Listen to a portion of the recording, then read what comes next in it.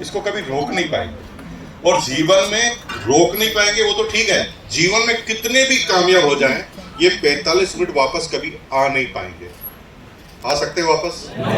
तो जो चीज जीवन में कभी आएगी ही नहीं, उसे जी लेना चाहिए कि काट लेना चाहिए? जी लेना चाहिए। बोलो, जी लेना चाहिए कि काट लेना चाहिए? जी लेना चाहिए। तो जीते हैं यार भाई। देखो, आरसीएम में आपको आना है तो आना, नहीं आना तो मत आना, कोई फर्क नहीं पड़ेगा। इतनी पृथ्वी बड़ी है, कौन क्या करेगा हमें पता नहीं। लेकिन 45 मिनट यादगार 45 मिनट बनाते हैं, जिसमें जो मुझे पता है मैं आपको बताऊंगा, जो आपको पता है आप मुझे बताना, और दोनों ही विद्वान बनकर यहाँ से जाने की प्रयास हम करते हैं। तैयार हैं आप लोग? यस। देखिए, कुछ लोग अगर पढ़े लिखे यहाँ पर हैं तो मैं बता दूं कि मैं ज़्यादा पढ़ा लिखा नहीं हूँ मैं, और मैं किसी का गुरु हो ही नहीं सकता, ऐसी कोई गलतफहमी मुझे है ही नहीं। तो मैं कोई गुरु नहीं हूँ, और मेरे अपलाइन ने मुझे बार बार कहा है कि कामयाब होने के लिए गुरु बनाने की जरूरत नहीं है, कॉमन सेंस होने की जरूरत है। और कॉमन सेंस है ना, तो फिर कोई भी सिखाएगा, कोई भी सिखाएगा। अभी मैं जयपुर के अंदर घुसा तो पिंक सिटी प्रेस क्लब के पास एक ये चौराहा, क्या नाम है इनके चौराहे का, नारायण सिंह सर्किल। तो वहां पर मुझे एक भयंकर शराबी मिला और इतना डोल रहा इधर उधर, मुझे लगा मेरी गाड़ी पे गिरेगा, लेकिन गाड़ी पे नहीं गिरा, पास में एक बड़ा नाला था उसमें जाके गिरा। आवाज आई छपाक, तभी सूर्य प्रकाश जी को मैंने बोला गाड़ी रोको, गुरुजी मिल गए। क्या बोला? गाड़ी रोको, गुरुजी मिल गए। तो उन्होंने कहा कहाँ गुरुजी? मैंने कहा वो नाली में बैठे हुए आज से हमारे गुरुजी। वो कहा वो कैसे हो गए? मैंने कहा आपसे वार्तालाप बाद में करेंगे, पहले गुरुजी से मिलके आते हैं। हम गुरुजी के नजदीक गए, उनको निकालने का प्रयास बिल्कुल नहीं किया, दूर से ही प्रणाम किया और गुरुजी का धन्यवाद अर्पित किया कि गुरुजी आज आपने लाइफ का एक चैप्टर सिखा दिया है, डेमो करके भी बता दिया है कि साला तू पिएगा तो तेरा भी यही हाल हो। सीखना चाहो तो नाली में पड़ा हुआ शराबी भी सिखा देता, और नहीं सीखने का अगर आपने ठान लिया तो फिर ऑक्सफोर्ड यूनिवर्सिटी का प्रोफेसर भी तुम्हारा बाल बांका नहीं कर सकता। तो तुम भी गुरु, हम भी गुरु हो जाते हैं शुरू, फिर कोई रोक नहीं सकता जीवन में। सब एक दूसरे के गुरु बन जाइए। क्योंकि मैं जब 28 की एज में था तो मेरी 3 साल की डॉटर मेरी गुरु बनी। मैं 28 ईयर से लगातार टूथब्रश कर रहा था, पेस्ट लेता था, ब्रश लेता था, रगड़ता था और मुंह धोकर चला जाता था, और ये 28 ईयर से कर रहा था। मुझे लगता था कि मैं परफेक्ट हूं। आपको भी लगता है कि आप जो कर रहे हैं आप परफेक्ट हैं, ये आपकी सिर्फ गलतफहमी, क्योंकि उससे बेहतरीन तरीका आपको पता नहीं है, इसलिए आपने अपने तरीकों को बेहतरीन मान लिया है। तो मैं ऐसे ब्रश कर रहा था पेस्ट लगाकर, तो मेरी छोटी सी डॉटर जो अभी प्ले ग्रुप में जाना चालू हुई थी, वो मुझे घूर कर देख रही। मैंने कहा क्या हुआ डैडी, इतने बड़े हो गए अभी तक ब्रश करना नहीं आता? मैंने कहा तू मुझे बताएगी ब्रश कैसे करना? तो मेरी डॉटर ने कहा कि पापा आप मुझे बात बताओ, आपके मसूड़े ऊपर नीचे है, दांतों की लाइन सीधी है और आप ब्रश को यूं घुमा रहे हो। हमारी मैम ने कहा है ब्रश करने का तरीका है जिगजैग जिगजैग जिगजैग। एक चाटा मारा, 3 साल का गुरु पैदा हो गया। ये गुरु कहाँ है हमें पता नहीं है, घूम रहे हैं। आपके पास कॉमन सेंस होना चाहिए कि मुझे क्या चीज उठानी है और क्या चीज नहीं उठानी। बहुत बहुत धन्यवाद आपका। मेरा नाम मुकेश कोठारी है, मैं भीलवाड़ा से आया हूँ। भीलवाड़ा आपके सांगानेर के पास दूर है ना? दीदी ताली बनती है यार भाई, मेरे यहाँ पर आ जाओ तो मैं खूब ताली बजाता हूँ, आप आएंगे मैं बजाऊंगा। तो भीलवाड़ा 250 किलोमीटर यहाँ पे लगभग होगा। 1973 में मेरा जन्म भीलवाड़ा में हुआ। मेरी एजुकेशन बीकॉम तक की है, और बीकॉम तक की एजुकेशन करने के बाद एक प्राइवेट नौकरी से मैंने अपना इकोनॉमिकल करियर चालू किया। प्राइवेट नौकरी मुझे इसलिए करनी पड़ी क्योंकि मेरे पिताजी करोड़पति थे। यस, मैं तो अभी आपको चेक कर रहा हूँ। कुछ लोग ऐसे आए जैसे कोई सत्यनारायण की कथा और इनको स्वाही बोलना है। अरे सोच समझ के बोलो यार। देखो आप एक्साइटेड है मुझे पता है, लेकिन आप पटना वालों से ज्यादा एक्साइटेड नहीं है। मैं पटना जाके आया, भगवान कसम इतना एक्साइटमेंट मैंने जीवन में कभी नहीं देखा। आप तो आधा सुनकर यस कर रहे हो, बिना सुने ही यस कर। मैंने कहा मेरा नाम यस यस यस, अरे मैंने कहा बोल लेते थे यस सर यस सर, इतना ज्यादा यस कर रहा था। तो जब ज्यादा यस किया तो मैंने क्या, एक वीडियोग्राफर स्टेज पे बुलाया। मैंने कहा देखो मैं इनको यस कराऊंगा तो वीडियो बना लेना। तो वीडियोग्राफर को इशारा कर दिया, तो मैंने सबको बातों में घुमाया और घुमाकर अचानक पूछा तो क्या मैं मान लूं कि आज से आपकी सारी प्रॉपर्टी मेरी? यो वीडियो बना दिया भाई साहब, फंस जाओगे है ना। कभी कभी तलाक तलाक तलाक भी बुलवा देता हूँ। इसे सोच समझ के यस करना है, इसे बिना सोचे समझे यस मत करना, ठीक है जी। ओके, बहुत बहुत धन्यवाद। तो परिवार का इकोनॉमिकल बैकग्राउंड अच्छा नहीं था। जब मैं 9 साल का था तब मेरे फादर रिटायर्ड हो गए थे, और मैं गोवर्धन सर को मैं बताना चाहूँगा, मेरे फादर भी पुलिस में थे, और मेरे फादर जब पुलिस में थे तो इमरजेंसी के अंदर उनका झगड़ा हुआ उनके अफसर से इमरजेंसी में, तो कंपलसरी रिटायरमेंट लेना पड़ा। 25 साल की नमो नारायण जी मीणा उस समय वहाँ के एसपी थे, तो कंपलसरी रिटायरमेंट लेना पड़ा। और मेरे फादर जो है वो इंस्पेक्टर की पोस्ट पे थे उस समय, और उन्हें छोड़ना पड़ा नौकरी, क्योंकि 25 साल हो गए थे, इसलिए निकाल नहीं सकते थे, रिटायरमेंट ही हुआ। और जब उनका रिटायरमेंट हुआ तो 250 रुपये पेंशन आती थी, 250 रुपये उनकी पेंशन आती थी। और माता जी अचार पापड़ चटनी बनाने की कला में निपुण थी, वो घरों घरों से ऑर्डर लेती थी और उसकी सप्लाई करती थी। और हम 6 भाई बहन थे, सबसे छोटा मैं, परिवार का सबसे छोटा सदस्य मैं, यानी आप समझ सकते हैं कि मेरा भांजा ना मेरे में जस्ट बराबर है। तो मेरी सबसे बड़ी वाली सिस्टर, उनका लड़का और मैं दोनों बराबर है। पहले पुराने जमाने में ऐसे ही होता था, अभी 1-2 का मामला अभी का है, पहले ऐसे गिनती से नहीं होता था। आज के ना 40-50 साल पहले किसी से भी पूछ लेते हैं आपके कितने बच्चे हैं, तो खुद ही कंफ्यूज हो जाता, वो गिनता नन्नू मुन्नू चुन्नू गुन्नू, फिर कहता था 11-12, फिर कंफ्यूजन होता था 11 है कि 12। ये उस जमाने की बात है, उस समय से 5-6 छोटी मोटी बात थी। तो सबसे छोटा मैं था, सभी स्कूल कॉलेज में पढ़ रहे थे, मैं भी पढ़ रहा था, लेकिन मुझे पता नहीं था कि मैं पढ़ क्यों रहा हूँ। तो एक दिन मैंने रिसर्च की, तो मैंने पता चला कि मैं सिर्फ इसलिए पढ़ रहा हूँ क्योंकि मेरे पिताजी की हाइट 6 फुट 2 इंच है, गुस्से वाला स्वभाव है, रिटायर्ड ऊपर से पुलिस से है, और ऊपर से वो फुटबॉल के शौकीन। किसके? हम जब भी उनके नजदीक से निकलते थे तो 10 फीट की दूरी मेंटेन करते थे, किक तो चलते चलते ही पड़ती थी। और पिताजी ने क्लियर कट के दिया कि अगर पढ़ोगे नहीं तो किक मार के निकाल दिए जाओगे। तो हम इसलिए पढ़ रहे थे कि किक नहीं खानी थी, चुपचाप स्कूल जा रहे थे, हर साल पास हो रहे थे। लेकिन 6ठी क्लास में एक दिन हमारे माताजी पिताजी दोनों झगड़ा कर रहे, उस समय भी होता था। तो झगड़ा कर रहे, पिताजी माताजी को डायलॉग बोल रहे थे। डायलॉग क्या था? तूने इस महीने का बजट बिगाड़ दिया, तूने इस महीने का बजट बिगाड़ दिया। और मैं 6ठी क्लास में साला समझ नहीं पाया कि बजट होता क्या, क्यों बिगाड़ दिया यार, कौन लेकर आया था, और बजट बिगड़ता है तो लाते ही क्यों है, ऐसे कई तरह के मन में प्रश्न आने लगे। तभी मैंने कहा यार ये साला बजट क्या बना, किससे पूछे? पिताजी से तो पूछने की ताकत नहीं थी। क्यों? पिताजी से तो डर लगता था, फुटबॉल के शौकीन थे। हमने पड़ोसी से जाके पूछा है बजट क्या होता है, तो पड़ोसी ने कहा बजट का मतलब हिसाब किताब होता है, आमदनी से ज्यादा खर्चा होता तो बजट बिगड़ जाता है। तो मैंने कहा ये फिर आमदनी कहाँ से आती है? तो आमदनी के कई तरीके हैं, लेकिन 3 प्रमुख है, नौकरी, बिजनेस, खेती। तो मैं सोचने लगा यार अपन क्या करेंगे, खेती के लिए जमीन चाहिए थी नहीं, नौकरी के लिए उम्र चाहिए हमारे पास थी नहीं, अब हमारे पास ऑप्शन था बिजनेस का। 6ठी क्लास में मैंने अपना पहला कारोबार चालू किया, पतंग की दुकान लगाकर। अब पतंग की दुकान लगाने का क्यों सोचा? क्योंकि कॉमन सेंस था। आज मैं एक बहुत अच्छी बात बताता हूं आपको, दिमाग से कामयाबी का कोई लेना देना नहीं है, कॉमन सेंस से बहुत ज्यादा लेना देना। क्योंकि मैंने ऐसे कई लोग देखे हैं जो पढ़ाई में बहुत अव्वल थे लेकिन जीवन की हकीकत में वो अव्वल नहीं है, और कई ऐसे लोग हैं जो जीवन में पढ़ाई में ज्यादा निपुण नहीं थे लेकिन वो जीवन की हकीकत में बहुत ज्यादा निपुण है और वो आगे है। इसका मतलब उनके पास कॉमन सेंस बहुत अच्छा था, और कॉमन सेंस आपके पास होना चाहिए कि व्यापार किसका करना है। देखिए मैंने पतंग की दुकान क्यों लगाई? क्योंकि मुझे पता था कि मेरे ग्राहक कौन से हैं। सारे बच्चे दोस्त थे, 5वीं 6ठी 7वीं, पतंग पे पैसा वो खर्च करते थे, और जब मेरे ग्राहक ही पतंग वाले थे तो मैं दुकान किसकी लगा सकता था? पतंग की लगा सकता था। कभी आपने सुना है कि मर्सिडीज का शोरूम सब्जी मंडी में खुल गया? ये कॉमन सेंस की बात है ना। मर्सिडीज का ग्राहक कहाँ होता है आपको पहले पता होना चाहिए, डायमंड का ग्राहक कहाँ होता है पता होना चाहिए। यानी समय, स्थान और परिस्थिति के हिसाब से निर्णय लेना ही कॉमन सेंस है। समय, स्थान और परिस्थिति के हिसाब से निर्णय लेना ही कॉमन सेंस है। और मैंने पतंग की दुकान लगाई, पैसे नहीं थे। अब पैसे नहीं थे तो किससे मांगे? पिताजी से तो मांग नहीं सकते। क्यों? पिताजी फुटबॉल के शौकीन थे। तो हमें चॉकलेट खाने के लिए 7 दिन में एक बार 5 पैसे मिलते थे। हमने 1 साल तक एक भी चॉकलेट नहीं खाई। जब टारगेट बड़े होते हैं ना तो बड़े से बड़े काम भी आसानी से हो जाते हैं। एक भी चॉकलेट नहीं खाई। 1 रुपया 60 पैसे इकट्ठा किया, 1 रुपया 60 पैसा भाई से उधार लिया, 3 रुपये 20 पैसे से पतंग की दुकान लगाई, और 6ठी क्लास में पैसे को डबल कर दिया 3 महीने। ये हमारा बिजनेस करियर बता रहा हूं। 3 महीने में पैसे मेरे डबल। वहां से मुझे सारा समझ में आ गया, क्योंकि अनुभव दुनिया का सबसे बड़ा शिक्षक है। मुझे समझ में आ गया कि व्यापार होता कैसे और कैसे लोगों को डील किया जाता।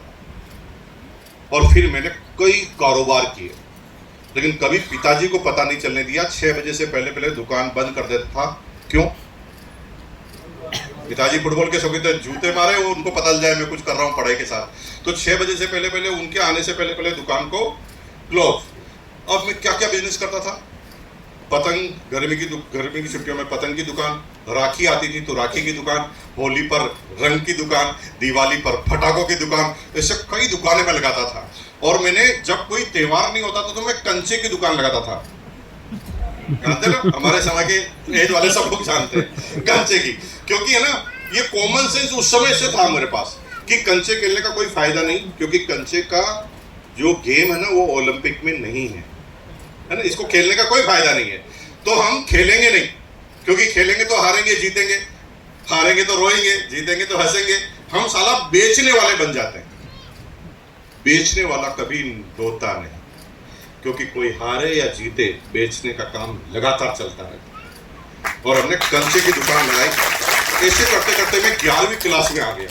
11वीं क्लास में एक दिन मेरी माँ ने मुझे एलपीजी का सिलेंडर लेने के लिए भेजा। उस समय इंडिया में एक फैमिली को 2 सिलेंडर मिलते थे, और उसके लिए बुकिंग करवानी पड़ती थी। तो मेरी माँ ने बुकिंग कराई, मुझे गुलाबी कलर की स्लिप दी और मुझे कहा कि सिलेंडर लेने जाओ। तो मैं खाली साइकिल पे सिलेंडर को रखा, खाली सिलेंडर को, और भरा लेने के लिए गया। वेंडर के पास पहुंचा तो वहां पहुंचते ही 2 आदमी आपस में बात कर रहे थे, वेंडर और कस्टमर। कस्टमर कह रहा था, यार भैया सिलेंडर दे दे यार, नंबर नहीं आया, लेकिन बहुत अर्जेंट है, बहन की शादी है। तो वो सिलेंडर वाला क्या करता है, इतना ही अर्जेंट है तो ब्लैक में ले ले, 100 रुपए का सिलेंडर 200 का मिलेगा। मैंने जो ये सोचा कि 100 का सिलेंडर 200 में, मैंने कहा साला कारोबार यही करेंगे। अब मेरे पास ये पता ही नहीं था कि सिलेंडर मिलते का, सोच लेता था उल्टा। अभी आपके आधे काम रुक क्यों जाते हैं पता है? क्योंकि आप सोचने में ही बैरियर लगाते हैं, सोचने में ही मार्किंग करते हैं, ये सोचना है और ये नहीं सोचना। लेकिन दुनिया में एक एक व्यक्ति के नाम को उठाते हैं। ये वो सारे लोग थे जिन्होंने पहले नहीं सोचा कि कैसे होगा, पहले उन्होंने सोचा कि करना है। एक आदमी पैदा हुआ यूरोप में, पागल। उसने क्या बोला लोगों से बोला, यार भाई है ना, मुझे रात को सूरज उगाना है। लोगों ने कहा पागल हो गया, रात को भी कोई सूरज होता है? लेकिन उसने सोच लिया तो कायनात ने काम करना चालू किया, ईश्वर ने काम करना चालू किया, दिमाग ने काम करना चालू किया, और बल्ब बनकर तैयार हो गया। अब उसे एडिसन के नाम से जानते हैं। एक पागल और हुआ यूरोप में, उसने क्या बोला, मैं पक्षी की तरह आदमी को उड़ाऊंगा। लोगों ने कहा पागल आदमी है, पक्षी के तो पंख होते हैं, आदमी के थोड़ी होते हैं, वो कैसे उड़ेगा? लेकिन उसने सोच लिया तो कायनात ने काम करना चालू किया, ईश्वर ने काम करना चालू किया, दिमाग ने काम करना चालू किया, प्लेन बनकर तैयार हो गया। राइट ब्रदर के नाम से आप उस व्यक्ति को जानते हैं। एक व्यक्ति इंडिया में भी पागल पैदा हुआ था। उस समय करोड़पति खानदान में जन्म लिया, है ना, पिताजी बहुत पैसे वाले थे, साउथ अफ्रीका में बैरिस्ट्री करने के लिए भेजा। इतने पैसे वाले थे कि उस समय वो फर्स्ट क्लास के डब्बे में यात्रा करते थे अंग्रेज के साथ, और अंग्रेज के साथ बैठकर यात्रा कर रहे थे। अंग्रेज का ईगो भड़क गया, दो अंग्रेज ने मिलकर आदमी को फेंक दिया नीचे। वो इंडिया का आदमी नीचे गिरा और उसे गुस्सा आ गया, वो आंखों से लाल हो गया, और वो वहीं पर खड़ा होकर सोचने लगा, ए अंग्रेज, तूने मुझे ट्रेन से बाहर फेंका है ना, मैं तुझे हिंदुस्तान से बाहर फेंकूंगा। सोच लिया, रिसर्च नहीं की पहले कि सोचूं कि नहीं सोचूं, पहले सोच लिया तो कायनात ने काम करना चालू किया, भगवान ने काम करना चालू किया, दिमाग ने काम करना चालू किया। इंडिया में सारे काम छोड़कर आया, अपने दोस्तों को बुलाया और कहा कि हमें अंग्रेजों को बाहर निकालना है। तो सब समझदार लोग थे, दोस्त सारे पढ़े लिखे थे। उसने कहा यार पागल हो गया, तोप है तेरे पास, गोला बारूद राइफल कारतूस है? सेना है तेरे पास, पैसा चाहिए, पैसा है तेरे पास, कैसे निकालेगा बाहर? लेकिन एक आदमी ने सोच लिया तो दिमाग में आइडिया आने चालू हुए, और देखो मंत्र निकला अहिंसा। हम गोली चलाएंगे ही नहीं, हम ना गुलाब का फूल भेंट करेंगे और इसे गुलाब के फूल से ही परेशान कर देंगे। अंग्रेजों को जब पहली बार गुलाब का फूल बताया उनकी टीम ने और कहा अंग्रेजों भारत छोड़ो ना, तो अंग्रेजों ने भी मूर्ख समझा था। वो कहे यार ये पागल आदमी मुझे गुलाब के फूल से बाहर फेंकेगा। लेकिन उसे पता नहीं कि आने वाले समय में होने वाला क्या था। धीरे धीरे टीम बढ़ती गई, अंग्रेजों का जीना ही हराम कर दिया। जहां पर भी दिखते थे ना वहां गुलाब का फूल भेंट करते थे और कहते थे भारत छोड़ो ना। थोड़े दिन तक तो उनको कुछ समझ में नहीं आया, लेकिन थोड़े दिन बाद ना भाई परेशान होने लगे, क्योंकि गुलाब जामुन कितनी भी अच्छी मिठाई हो, गुलाब जामुन कितनी भी अच्छी मिठाई हो, लेकिन अगर 1 महीने तक आपको एक कमरे में बंद कर केवल गुलाब जामुन ही खिलाए जाए तो पता चलेगा कि कितनी नफरत आपको गुलाब जामुन से हो जाती है। हेलो, ये सुन लो। अब गुलाब का फूल यूं तो अच्छा था, लेकिन अंग्रेज जहां पर भी नजर आते थे गुलाब का फूल, जहां पर भी नजर आए गुलाब का फूल। बेचारा खाना खाए तो गुलाब का फूल, पोटी पे जाए तो गुलाब का फूल, जिधर देखो उधर गुलाब का फूल। आदमी का दिमाग खराब, वो कहे यार ये आदमी की घन चक्कर साला काम कैसे करे, जो आता कहता गुलाब का फूल। थोड़े दिन में वो मानसिक प्रताड़ना से गुजरने लगे। वो अपने हेड ऑफिस में चिट्ठियां लिखने लगे कि हमारा कार्यकाल 3 साल का हो गया है, अभी हम यहाँ से आजाद करो, हम इंडिया में नौकरी नहीं करने के लिए तैयार हैं। ब्रिटिश गवर्नमेंट को लिखते थे। अब 3-3 साल में वो बदलने लगे, लेकिन पागल जैसे हो गए कि यार जो जाता है 2 साल में कहता है हमें वापस बुला लो। यार सब लोग गुलाब का फूल दिखाते हैं। और हालत इतनी खराब हुई कि ईस्ट इंडिया कंपनी अपने हाईएस्ट मुनाफे पे जिस समय चल रही थी ना, उस समय उन्होंने इंडिया को आजाद करने का निर्णय ले लिया। उस व्यक्ति को तुम महात्मा गांधी के नाम से जानते हैं, वही वो पागल इंसान था जो आज भी तुम भूलना चाहो तो भूल नहीं सकते। और उनके जीवन में कोई कठिनाई नहीं थी, कोई प्रॉब्लम नहीं थी, लेकिन उनका सोचने का तरीका था। और आज हम आजाद हैं। इसलिए तुम सोचो तो सही यार भाई। पहले तुम्हारी पढ़ाई इसलिए नहीं, पढ़ाई इसलिए कराई जाती है कि तुम बड़ा सोचो, लेकिन तुम पढ़ाई करने के बाद है ना बैरियर लगाते हो, ये हो सकता है, ये नहीं हो सकता। अरे करने से पहले ही सोचते हो। तुम एक बार सोचो तो सही ये होने वाला है, तो फिर देखिए कायनात कैसे काम करती है, इंसान कैसे काम करते हैं और दिमाग कैसे काम करते हैं। तो अब मैंने सिलेंडर का काम चालू किया। नहीं, मैं भूलूंगा नहीं, चिंता मत कीजिए। सिलेंडर पे बिल्कुल आ जाते हैं तुरंत। देखो मैं थोड़ा पागल किस्म का आदमी हूँ, बहक जाता हूँ, थोड़ा घूम जाता हूँ, आते हैं सिलेंडर पे। अब क्या हुआ, सिलेंडर का बिजनेस करूंगा सोच लिया। अब मुझे पता ही नहीं कि सिलेंडर मिलेंगे कहाँ। पिताजी से पूछ नहीं सकते, क्यों? पिताजी फुटबॉल सुनते। अब क्या करें कुछ समझ में नहीं आ रहा।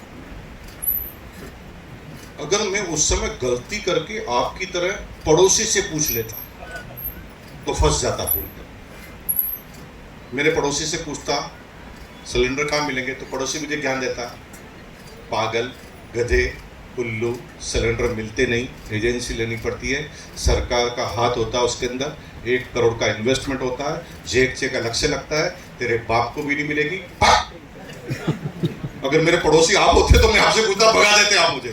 मैंने पड़ोसी से नहीं पूछा, दिमाग से पूछा सिलेंडर कहाँ मिलेगा, तो दिमाग ने मुझे तुरंत जवाब दे दिया। पड़ोसी से मत पूछो भाई, ये तुम्हारा दिमाग दुनिया का सबसे विचित्र दिमाग है, ये दुनिया के हर प्रश्न के उत्तर देता है, लेकिन तुम पॉजिटिवली पूछते नहीं। अरे मेरे पड़ोसी में इतना सा भी, कितना सा करके बताओ ना, मैंने किया था, आपने मेरे से करेंगे, ऐसा करो, ऐसा करो, सभी लोग ऐसे करो, ऐसा करो, जो नहीं करता उसके पीछे आप यूं करो, करना जरूरी है, ऐसा करो, ऐसे करो, और इसको धीरे धीरे आगे लाओ, ऐसे आगे लाओ, आंखों के सामने लाओ, और मेरे साथ साथ बोलो, मेरे पड़ोसी में बोलो, मेरे पड़ोसी में इतना सा भी दिमाग होता, तो क्या वो मेरा पड़ोसी होता? भगवान कसम, आपके पड़ोसी में दिमाग होता तो वो मुकेश अंबानी का पड़ोसी होता है, तुम्हारा नहीं होता। तुम्हारा साला है ही इसलिए कि तुम्हारे लेवल का है ना, तुम्हारे से ज्यादा तो हो ही नहीं सकता। मैंने पड़ोसी से नहीं पूछा, दिमाग से पूछा, दिमाग ने मुझे आइडिया दे दिया। आइडिया क्या था पता? हिंदुस्तान में फैमिली की परिभाषा गलत है। यहाँ पर है ना, पति पत्नी को भी फैमिली बोलते हैं, पति पत्नी के 2 बच्चे हो जाए तो उन्हें फैमिली कहते हैं, पति पत्नी के लालू यादव की तरह 13 हो जाए तो भी उन्हें फैमिली कहते हैं, उनके साथ माँ बाप भी रहते हैं तो 13 फैमिली कहते हैं। और भैया फैमिली 23 की भी हो सकती है, फैमिली 2 की भी हो सकती है, और गवर्नमेंट का नियम क्या है, 1 फैमिली को 2। मेरे दिमाग में आइडिया आया, मेरे पूरे मोहल्ले में जिसकी भी अभी बच्चे नहीं हुए थे उनकी लिस्ट बना ली मैंने, क्योंकि उनको भी 2 मिलते थे, काम एक ही आता था। 11 बजे मैं अपना प्लान बताने के लिए आंटी के पास जाता था। 11 बजे तक अंकल घर पे रहते थे, बड़े खतरनाक किस्म के लोग होते थे, घर पे नहीं जाता था। आंटी अकेली बैठती, 11 बजे बैठती तो मैं जाके घंटी बजाता। आंटी बाहर आती, क्या है? मैंने कहा आंटी जी हर महीने नई साड़ी चाहिए। वो कहा पागल आदमी, इसके लिए मुझे बुलाया तूने? हर महीने नई साड़ी आ सकती है? करोड़पति की औलाद हूं क्या मैं? वो डायलॉग बोलती। मैंने कहा देखो नाराज मत होइए, पहले कौन सी आ रही है जो नुकसान हो जाए? पूछोगे तो तरीका है। तो बताओ। मैंने कहा सिलेंडर देती है सरकार 2 महीने में, एक यूज कर लेते हो, एक का क्या करते हो? वो कहे सरकार से लेते ही नहीं। मैंने कहा यही गलती कर रहे हो, सरकार से दोनों ले लो, एक हमें दे दो तो 50 रुपए एक्स्ट्रा देंगे। वो क्या ऐसा हो सकता है? मैंने कहा योजना चल रही, नाम लिखाओ। और मैंने पूरे मोहल्ले में सारे सिलेंडर वालों के नाम लिख दिए। अब मैंने जो काम किया ना, उससे क्या हुआ कि सिलेंडर का कारोबार मेरे हाथ में आ गया। अब मेरा 1 रुपए का इन्वेस्टमेंट नहीं, कोई एजेंसी नहीं, कोई कुछ नहीं, और सिलेंडर कहां पड़े वो भी मुझे पता है, इन्वेस्टमेंट कुछ है नहीं, कोई डॉक्यूमेंट्री प्रूफ है नहीं। अब मैं सिलेंडर जहां ब्लैक में बिकते थे वहीं खड़ा हो जाता था। कोई उसको 200 बोलता था तो मैं उसको शर्ट खींच के कहता था 250 में लेगा। वो भी कहां मिलेगा, हम सीधा सप्लायर से मिला देते थे। 25 रुपए एक सिलेंडर पे कमाता था। आई एम सॉरी टू से 2 नंबर का काम था, लेकिन बच्चे थे, हमें समझ में ही नहीं आता था क्या हो रहा था। 25 रुपए का मार्जिन देखकर दिमाग खराब हो जाता था, क्योंकि गवर्नमेंट का जो डीलर था ना, उसका मार्जिन था 9 रुपए और मेरा 25। कारोबार मेरा चल निकला। जब मैं 11वीं 12वीं क्लास में आता था ना, तो भाई साहब मेरे टीचर से ज्यादा इनकम मेरी थी। मेरे टीचर से ज्यादा, वास्तव में बता रहा हूं, मेरी इनकम टीचर से ज्यादा थी। मेरे स्कूल में जो प्रिंसिपल थे उनके पास थी लूना और मेरे पास थी टीवीएस चैंप मोपेड, और प्रिंसिपल हम दोनों स्कूल में एक साथ घुमा करते थे। ये हमारा रुतबा था। लेकिन पढ़ाई लिखाई में बिल्कुल होशियार नहीं थे और मुझे पता ही नहीं चलता था कि साला पढ़ते क्यों हैं, लेकिन फिर भी हम हर साल पास होते। क्योंकि हमने एक दिन दिमाग से पूछा बिना पढ़े कैसे पास होए, तो दिमाग ने उसका भी तरीका बता दिया। ये दिमाग बता क्या क्या तरीके बताता, तुम्हें पता नहीं, तुम पूछो तो सही। तो मैंने तरीका बताया, उसके हिसाब से क्या किया, मैंने अपनी टीम बनाना चालू की। सर्कल, जो दिखता है वो बिकता है। लोगों को प्रेजेंटेशन देना है तो आपको टीम बनानी पड़ेगी। तो मैंने टीम बनाई और मैं हर किसी को दोस्त नहीं बनाता था। मेरी दोस्त का क्राइटेरिया था, सब मेरे दोस्त क्यों बनना चाहते थे, क्योंकि चाय समोसे का इंतजाम का पूरा पैसा मेरी जेब में होता था और मेरे किसी दोस्त के पास इतना पैसा नहीं होता था। तो सारे मेरे दोस्त बनना चाहते थे, लेकिन हमने क्राइटेरिया निर्धारित किया, मेरा दोस्त केवल वही बनेगा जो 3 साल तक कंसिस्टेंसी के साथ एक ही क्लास में फेल होएगा। जो 3 साल लगातार फेल होते थे, हम तुरंत उसे अपना मित्र बना लेते थे। उस समय हमारा वजन था 42 किलो, मेरे सारे दोस्तों का वजन था 75 किलो। 3 साल से मुस्टन फेल होते ही जा रहे थे एक ही क्लास में। अब सब बड़े बड़े लगते थे, वो मैं आगे आगे चलता था और सारे मुस्टन मेरे पीछे पीछे चलते थे। और मुझे बड़े बड़े वो जो पहलवान क्या कहते थे, मुकेश जी आप हुक्म करो। क्या करें, हुक्म करो। सब पूछेंगे आप कैसे हैं जब आपके पास थोड़े से पैसे। ये पैसों की पावर क्या है, आज दिन तक कोई समझ नहीं पाया। और हाँ सही कह रहा हूँ पैसे की पावर बहुत ज्यादा होती। अब क्या, क्लास में मैं स्कूल के अंदर पढ़ाई लिखाई नहीं करता था, लेकिन 42 किलो का था और सारे मेरे मुस्कान दोस्त थे वो 40-50 की तादाद में, और सब मेरे पीछे पीछे घूमते थे। और हम जब भी पढ़ा लिखा बच्चा, यानी जो विद्वान बच्चा, यूं कहे कि बहुत ज्यादा होशियार बच्चा, वो जो ही हमें दिखता था हम उसके सामने अपना प्रदर्शन करते थे ताकत का। वो सारे होशियार बच्चे तो पहले इंटेलिजेंट है, कॉमन सेंस तो उनका ज्यादा है। वो देख लेता यार ये बहुत भारी आदमी, बहुत पावरफुल आदमी, इसकी एग्जाम में हेल्प करनी पड़ेगी, नहीं तो ये पिटाई करवाएगा। और सब मेरी हेल्प करते थे और मैं हर साल पास होता। भाई साहब पढ़ाई लिखे में बिल्कुल नहीं, ऐसे इधर उधर कर करा के एडजस्टमेंट से पास हुए बीकॉम तक। बीकॉम करने के बाद पिताजी शांत बैठे थे बीकॉम तक। बीकॉम करने के बाद मुझे लगा कि अब पिताजी कुछ नहीं कहेंगे, क्योंकि पिताजी ने टारगेट ही दिया था कि ग्रेजुएट करना, ग्रेजुएशन होना है। तो मैंने सोचा अब कुछ बोलेंगे नहीं, लेकिन हुआ ये कि एक दिन पिताजी मेरे रूम में आए, एग्जाम खत्म होने के 8-10 दिन बाद, रिजल्ट आने के 8-10 दिन बाद, और मुझे क्या कहते हैं, मुकेश 9:45 बजे तक तुम तैयार हो जाना, क्योंकि तेरी नौकरी मैंने फाइनल कर दी है दोस्त की मदद से। 750 रुपए मिलेंगे, 12 घंटे काम करना पड़ेगा। मेरी हालत खराब। मैंने कहा साला 2,500-3 हजार रुपए तो मैं पार्ट टाइम कमाता हूँ और ये 750 रुपए में मेरी नौकरी फाइनल करके आए, वो भी 12 घंटे की। मैंने कहा मुकेश कोठारी आज नहीं तो कभी नहीं, फंस जाएगा जिंदगी भर। आज पिताजी को खुलकर बोल दे, हिम्मत कर। मैंने लंबी सांस ली और बोलने से पहले 5 कदम पीछे किए। क्यों? किक नहीं लग जाए सुरक्षित जोन में। और पिताजी बोला, पिताजी मुझे नौकरी करने की जरूरत नहीं है, नौकरी वाला जितना कमाता तो उससे ज्यादा मैं पहले कमाता हूँ। पिताजी को गुस्सा हो गया, आग बबूला हो गया, तो चुप बेवकूफ आदमी, पागल आदमी, तेरा बाप हूं मैं, तू मूर्ख समझता है मुझे? घर के बाहर निकलने के बाद तू क्या करता है, तेरी हरकत क्या होती है, किस चीज का मुझे पता है। नाक कटा रहा है मेरी, अरे बड़ा हो गया है, ग्रेजुएट हो गया है, कुछ तो शर्म कर। कल तेरी शादी करनी पड़ेगी, रिश्ते आएंगे, लड़की का बाप आकर पहला प्रश्न करेगा, तुम्हारा बेटा क्या करता है? तो मैं क्या बोलूंगा, गैस का सिलेंडर ब्लैक करता है। पिताजी की तो समस्या ही कुछ और थी, पिताजी ने जबरदस्ती नौकरी में भेज दिया। ये पुराने वाले पिताजी बहुत खतरनाक होते थे मानसिक जी, बहुत ज्यादा खतरनाक होते। कभी कभी है ना वो शादी भी फाइनल करके आ जाते थे, और जिसकी शादी है उसको ही नहीं बताते थे तेरी शादी है। पहले वाले पिताजी के पास पावर होता था, हर चीज का एक पावर होता था। तो मेरे पिताजी ने मेरी नौकरी फाइनल कर दी, लेकिन मेरे पास कॉमन सेंस था। मैंने उन्हें कहा, और मैं बार बार कहता हूं आपको भी, सोचिए केवल उस विषय में जिसमें आप परिवर्तन कर सकते हैं। आपको केवल वही सोचना है, उसमें ही दिमाग लगाना है जिसमें आपका परिवर्तन आप कर सकते हैं। और जिसमें आप परिवर्तन नहीं कर सकते ना, उसके बारे में सोचना बंद करो, क्योंकि ये तुम्हारा दिमाग खराब कर देगा। हमारी कुछ बहनें सोचती है, काश मेरी शादी भी राजकुमार से होती, हो गई। अब क्या सोच रही है? क्या सोच रही? अब चेंज ही नहीं कर सकते, हो गई ना शादी, अब तुम इस विषय में सोच क्यों रहे हो? मेरा दोस्त कहता, काश मैं भी लंदन में पैदा होता। मर जा, ले ले पुनर्जन्म। हो गया नहीं यहाँ पर पैदा, अब यहां से सोचना भाई, लंदन में कहां जाके सोचना। जो हो नहीं सकता तुम्हारे से, उसके बारे में सोचना बंद करो। सोचो केवल वही जहां पर तुम परिवर्तन कर सकते हो। तो मेरे दिमाग में कॉमन सेंस था। मैंने कहा यार भाई, नौकरी तो मैं छोड़ नहीं सकता, पिताजी फुटबॉल के शौकीन है, पीट पीट के गोल कर देंगे मुझे। अब मैं नौकरी करता हूँ, इसी में आगे बढ़ता हूँ। तो मैं नौकरी करने लगा, और मेरा पहले दिन नौकरी का टारगेट क्या था पता है? जब मैं अपने बॉस के चेंबर में गया तो मेरा पहला टारगेट था कि साला इसी सीट पे पहुंचना, सबसे एंड की पोस्टिंग, सबसे टॉप वाले की सीट पर मेरी निगाह। अब इसका एक ही तरीका था, आम आदमी से हटकर काम करेंगे तभी हम यहाँ पहुंचे। तो मैं क्या करता था, जब भी अपने काम से जल्दी जल्दी फ्री होकर हमेशा बॉस की केबिन में जाके बैठ जाता। बॉस क्या अपने काम मुझे बताने लग गया, और धीरे धीरे मैं बॉस के काम सीखने लग गया।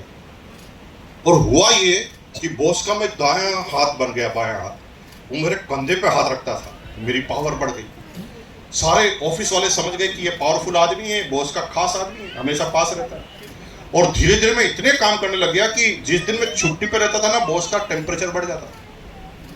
हालत इतनी खराब हो गई कि मेरे सबसे ज्यादा इंक्रीमेंट लगने लगे, सबसे ज्यादा प्रमोशन होने लगे। और उसका नतीजा ये हुआ कि 7 साल के मेरे नौकरी के करियर में 14 इंक्रीमेंट और 7 प्रमोशन लेकर मैंने पूरी कंपनी में रिकॉर्ड बना दिया। This is the record in my company. और मेरी सैलरी 97 में 13,000 बेसिक हो गई। 97 में टीचर की सैलरी 3,000 होती थी भाई साहब, तब मेरी 13,000 थी। जीवन में कोई प्रॉब्लम नहीं, लाइफ ठीक ठाक चल रही थी। कंपनी की तरफ से इधर उधर जाने के लिए गाड़ी मिलती थी, मेरे पास खुद का स्कूटर था, एलएमएल वेस्पा 150 एनवी। वो स्कूटर आज भी मेरे पास है। भीलवाड़ा में मेरे मकान पर कोई आया है? और इतने सारे लोग आए हुए, तो जो लोग नहीं आए मैं उनको निवेदन करता हूँ, आमंत्रित करता हूँ, आप आइए, है ना, बेधक आइए, वो स्कूटर को देखिए। मैंने मंदिर है ना भाई साहब, भगवान का नहीं बनाया, स्कूटर का बनाया। लोग कहते यार भगवान का क्यों नहीं बनाया? मैंने कहा भगवान का मंदिर मैं बनाऊंगा, मेरी इतनी औकात ही नहीं है, मैं खुद भगवान के मंदिर में रहता हूं। ये पूरी पृथ्वी क्या है? भगवान की जगह है ना, तुम भगवान को तुम मंदिर बना के दोगे? ये कैसी बातें कर रहे हो यार? भगवान तो कण कण में है, तुम जो सोचो भगवान करता है। भगवान का तुम मंदिर नहीं बना सकते, तुम्हें भगवान के मंदिर में रहना पड़ता है। मैंने भगवान का मंदिर नहीं बनाया, मैंने स्कूटर का मंदिर बनाया। पूछो क्यों? पूछो क्यों? क्योंकि जब मैंने हर्षम चालू किया ना, मुझे सबने मना किया स्कूटर को छोड़कर। सबने मना किया, होगा पागल हो गया, पागल हो गया, पागल हो गया। लेकिन स्कूटर को मैं कहता था प्लान बताने चले, एक ही बार में स्टार्ट। वो साला कभी मना ही नहीं करता था मुझे। मैंने कहा ये भगवान है भाई असली में। अब मेरे पास स्कूटर अलमन वेस्पा 150 और सब कुछ ठीक चल रहा। कम जीवन में कोई चैलेंज नहीं, लाइफ को चैलेंज नहीं भाई। बीवी भी जो चाहिए वो मिल रहा था, बच्चों को जो चाहिए मिल रहा था, माँ बाप भी प्रसन्न थे। माँ बाप को क्या चाहिए, बच्चा ठीक रास्ते पे चले जाए, ये सही उनकी आशा होती है। लाइफ में कोई चैलेंज नहीं, सब कुछ ठीक। The now seminar is start. प्रश्न है, जब सब कुछ ठीक चल रहा है तो करने की जरूरत क्या पड़ी?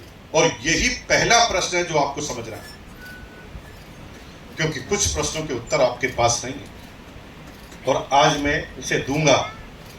क्योंकि मैंने तो ज्वाइन किया जो ठीक है, मेरी अप्लाई थे प्रहलाद राय सर। वो कौन थे पता? मेरी कंपनी में मेरे बॉस, उनकी सैलरी थी 17,000। उनके अप्लाई कौन थे? भेरुदान कारवा सर, जिनके कपड़े की 2 फैक्ट्रियां उस समय पहले ही थी। और उनकी अप्लाई थे बीसी चावड़ा जी सर, उनका 50 करोड़ का टर्नओवर पहले ही था। तो ये सारे लोगों ने आरसीएम क्यों किया और मैंने क्यों किया? और जिस दिन ये बात आप समझ जाओगे ना भाई साहब, आप दीवाने हो जाओगे, फिर आरसीएम के अलावा आपको समझ में आएगा। और वो बात मैं बताने आया। सब कुछ जीवन में ठीक चल रहा, कोई प्रॉब्लम नहीं, लाइफ स्टाइल ठीक चल रही। एक दिन कहते ना, भगवान की इच्छा, अल्लाह ताला की इच्छा के बगैर इस धरती से पत्ता भी नहीं हिल सकता, पत्ता भी। मेरी बात से सहमत है क्या? इस सृष्टि के निर्माता कौन है? ईश्वर। इनकी इच्छा के बगैर एक एक क्रियाकलाप जो दुनिया में हो रहा है ना, इसकी इच्छा के खिलाफ होता नहीं है। ये जो चाहते हैं वैसा ही होता है।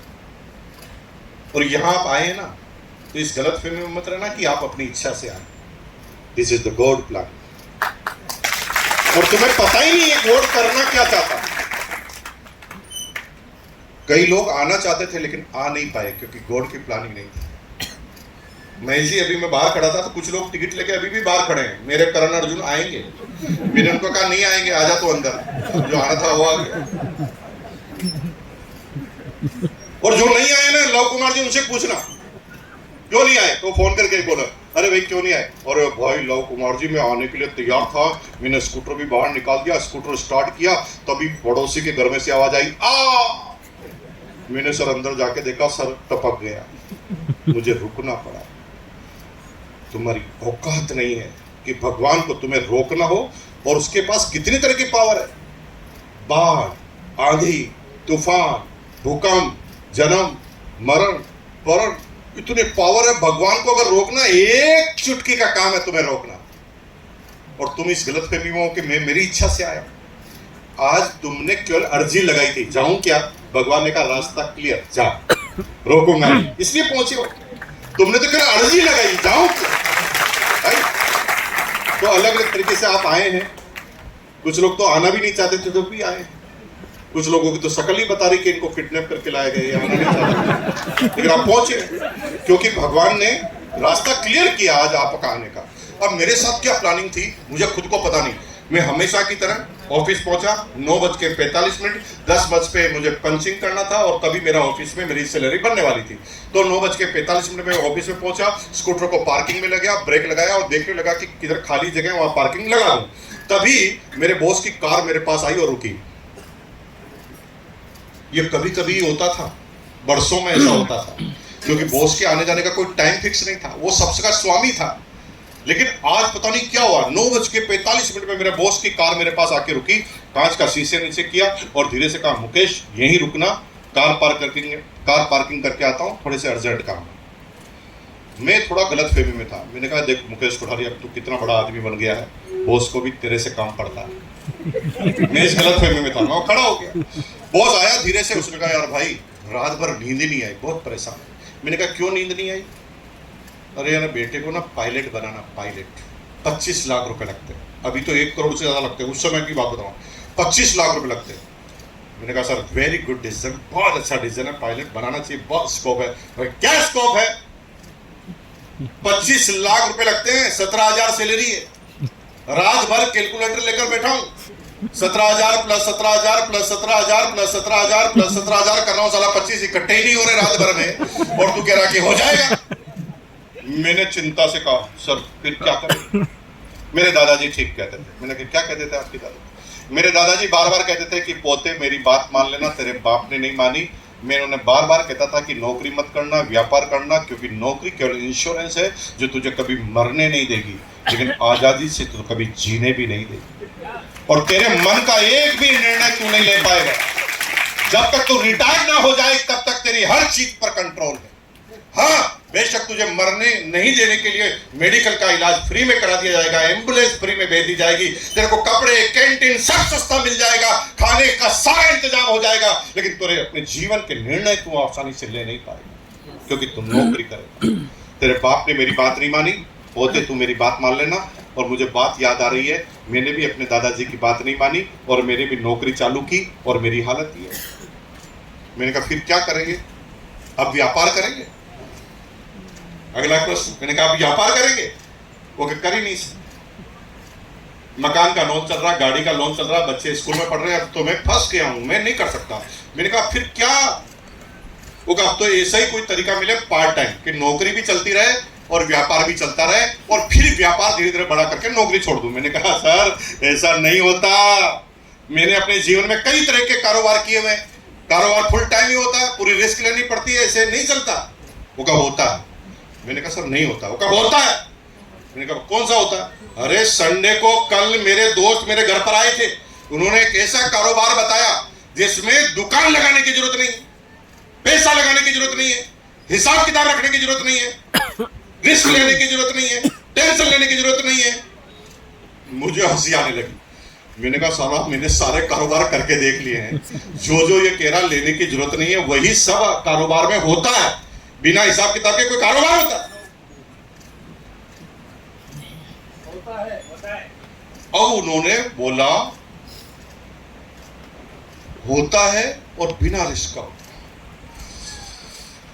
मैंने कहा फिर कर लेंगे? नहीं, मैंने अभी हाँ नहीं किया। तो मैंने आश्चर्य से पूछा सर हाँ क्यों नहीं किया? जब सब कुछ ठीक था तो हाँ करना चाहिए। वो कहा एक्सपीरियंस नहीं है। दादाजी ने कभी बिजनेस नहीं किया, पिताजी ने कभी बिजनेस नहीं किया, मैंने कभी बिजनेस नहीं किया, सीधा हाँ कैसे बढ़ देता? मैंने कहा फिर? मैंने उनको कह दिया। मैंने कहा क्या कह दिया? मैंने उनको कह दिया मेरा भाई है मुकेश कोठारी, जो बचपन से करता आया है बिजनेस, अगले संडे को वापस आना, मैं अपने भाई को पकड़ के लाऊंगा और मेरे भाई को बताना प्लान, और मेरा भाई कह देगा कर ले तो कर लूंगा, इसलिए भाई तुझे आना है संडे को। मुझे इनवाइट कर लिया और मुझे पता ही नहीं मुझे इनवाइट कर, और मैं गलतफहमी का शिकार। मैं क्या सोच रहा हूँ, यार साला कितना बड़ा आदमी बन गया हूँ, बॉस भी निर्णय लेता तो मेरे से पूछ कर लेता। मैं उल्टा सोच रहा हूँ। अब आपको तो जबरदस्ती मीटिंग बुलाया गया, मैं पहली मीटिंग में फुल एक्साइटमेंट के साथ आया था, फुल एक्साइटमेंट। 6 दिन तक इंतजार किया कि साला संडे कब आए, और मैंने अपने शादी की टाई निकाली, रात भर धोया, प्रेस किया। मैंने कहा बॉस का बॉस लगना चाहिए ना, बॉस को राय देने जा रहा कोई छोटा मोटा आदमी। तो मैंने नई डायरी खरीदी, नया पेन खरीदा, और मैं संडे के दिन 15 मिनट पहले पहुंच गया हॉल में।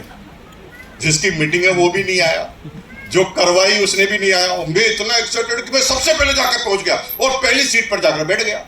मेरे बाद मेरा बॉस आया, फिर धीरे धीरे 10-15 आदमी आकर बैठ गए, फिर 4 कार्टून अंदर घुसे। कार्टून इसलिए बोल रहा हूं क्योंकि चारों कार्टून ने गर्मी में सूट पहन रखा।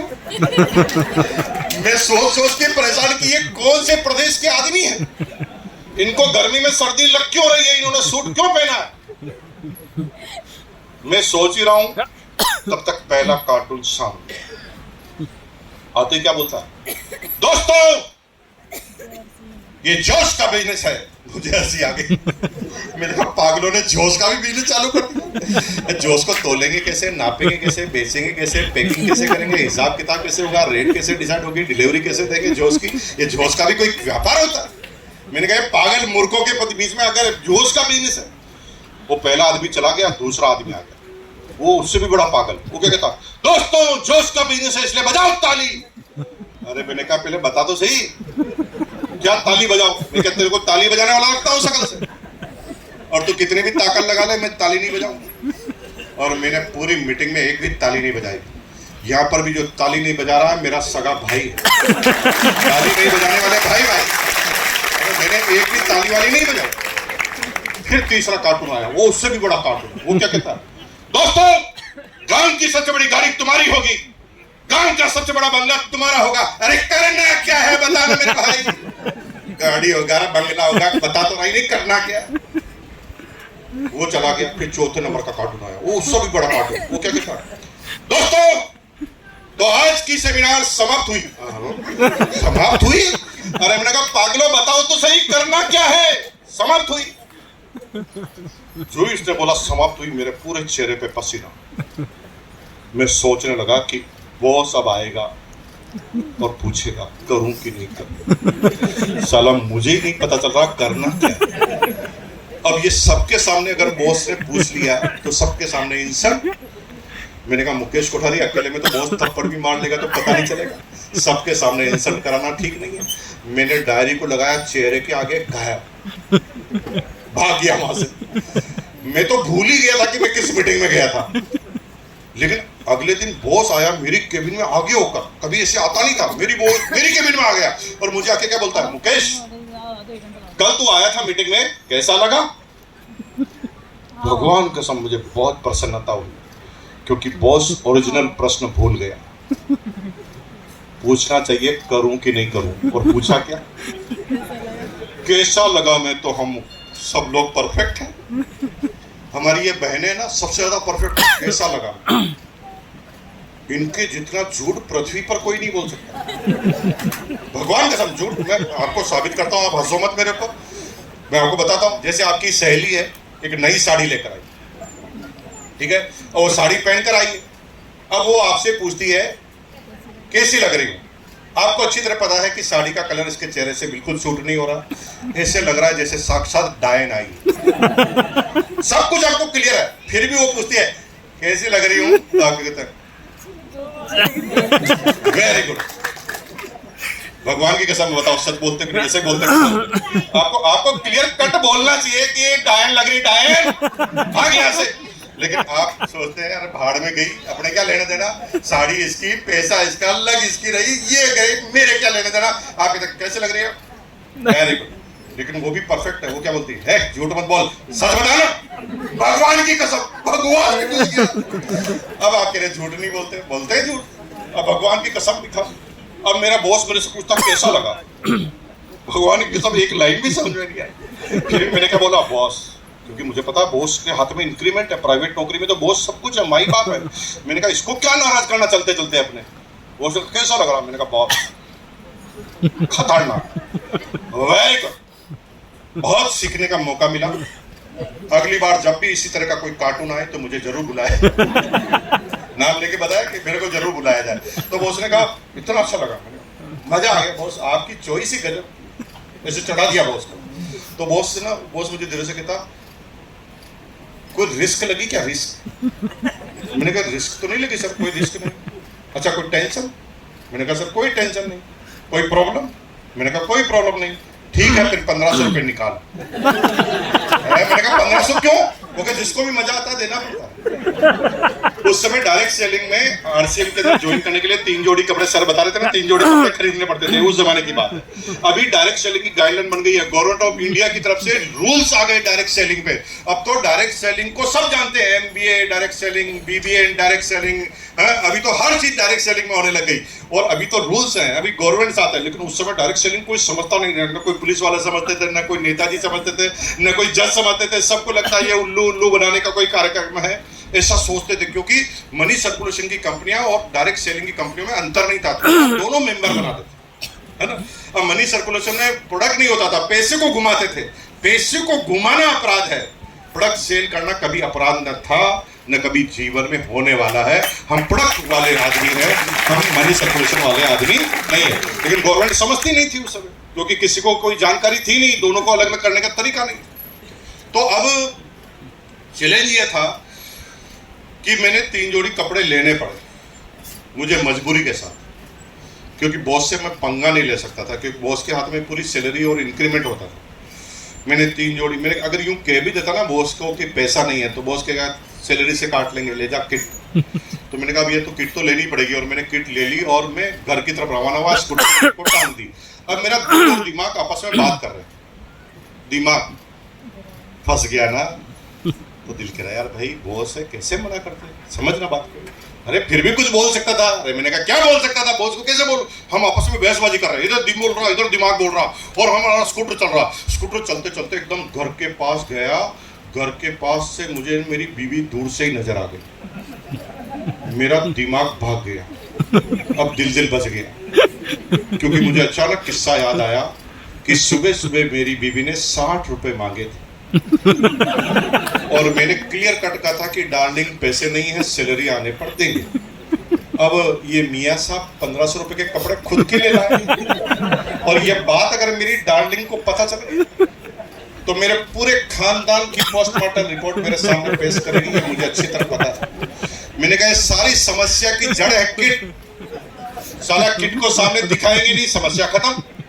मैंने किट को बाहर ही वेंटिलेटर पे फेंक दिया, किसी ने फेंकते हुए देख लिया, वो लेके भाग गया।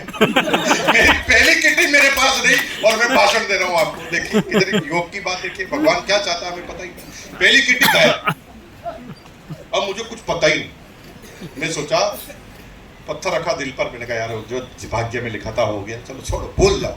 और मैं भूल गया था, लेकिन मेरा अपलाइन जो मेरे बॉस थे ना, वो मुझे भूलना देना ही नहीं चाहते थे। वो उनको ऐसे लगने लगा जैसे मैं उनकी प्रेमिका हूं, और थोड़ी थोड़ी देर में बार बार ना वो बहाना बनाकर मेरे पास आते, क्योंकि मैंने किट ले ली।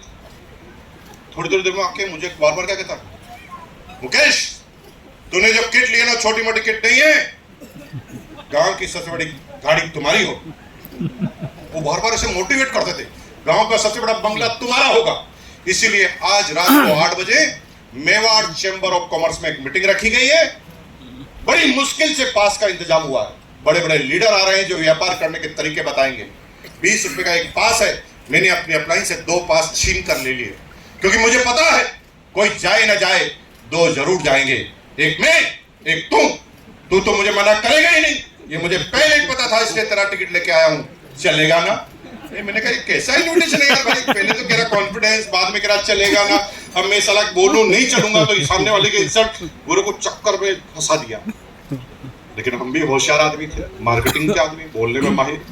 हमने बोला सर आप बुलाएं और हम ना आए। मनी मन सोच रहा था साले, एक बार बुलाया था तो 1500 रुपए लिए थे, अब तेरा बाप भी कहीं बुलाएगा तो मैं कहीं जाने वाला नहीं। क्योंकि पृथ्वी पर इंसान ही ऐसा सब्जेक्ट है जो बोल कुछ सकता है, कर कुछ सकता है। बाकी जैसे जानवर नहीं कर सकते, जैसे गधे को जो करना है वही सोचेगा वही करेगा, बंदर को जो सोच रहा है वही करेगा, लेकिन इंसान क्या सोच कुछ सकता है, कर कुछ सकता है, ये इंसान के पास ही पावर है। तो मैं बोल रहा था जाऊंगा ही, और मैं वास्तव में जाता भी नहीं था।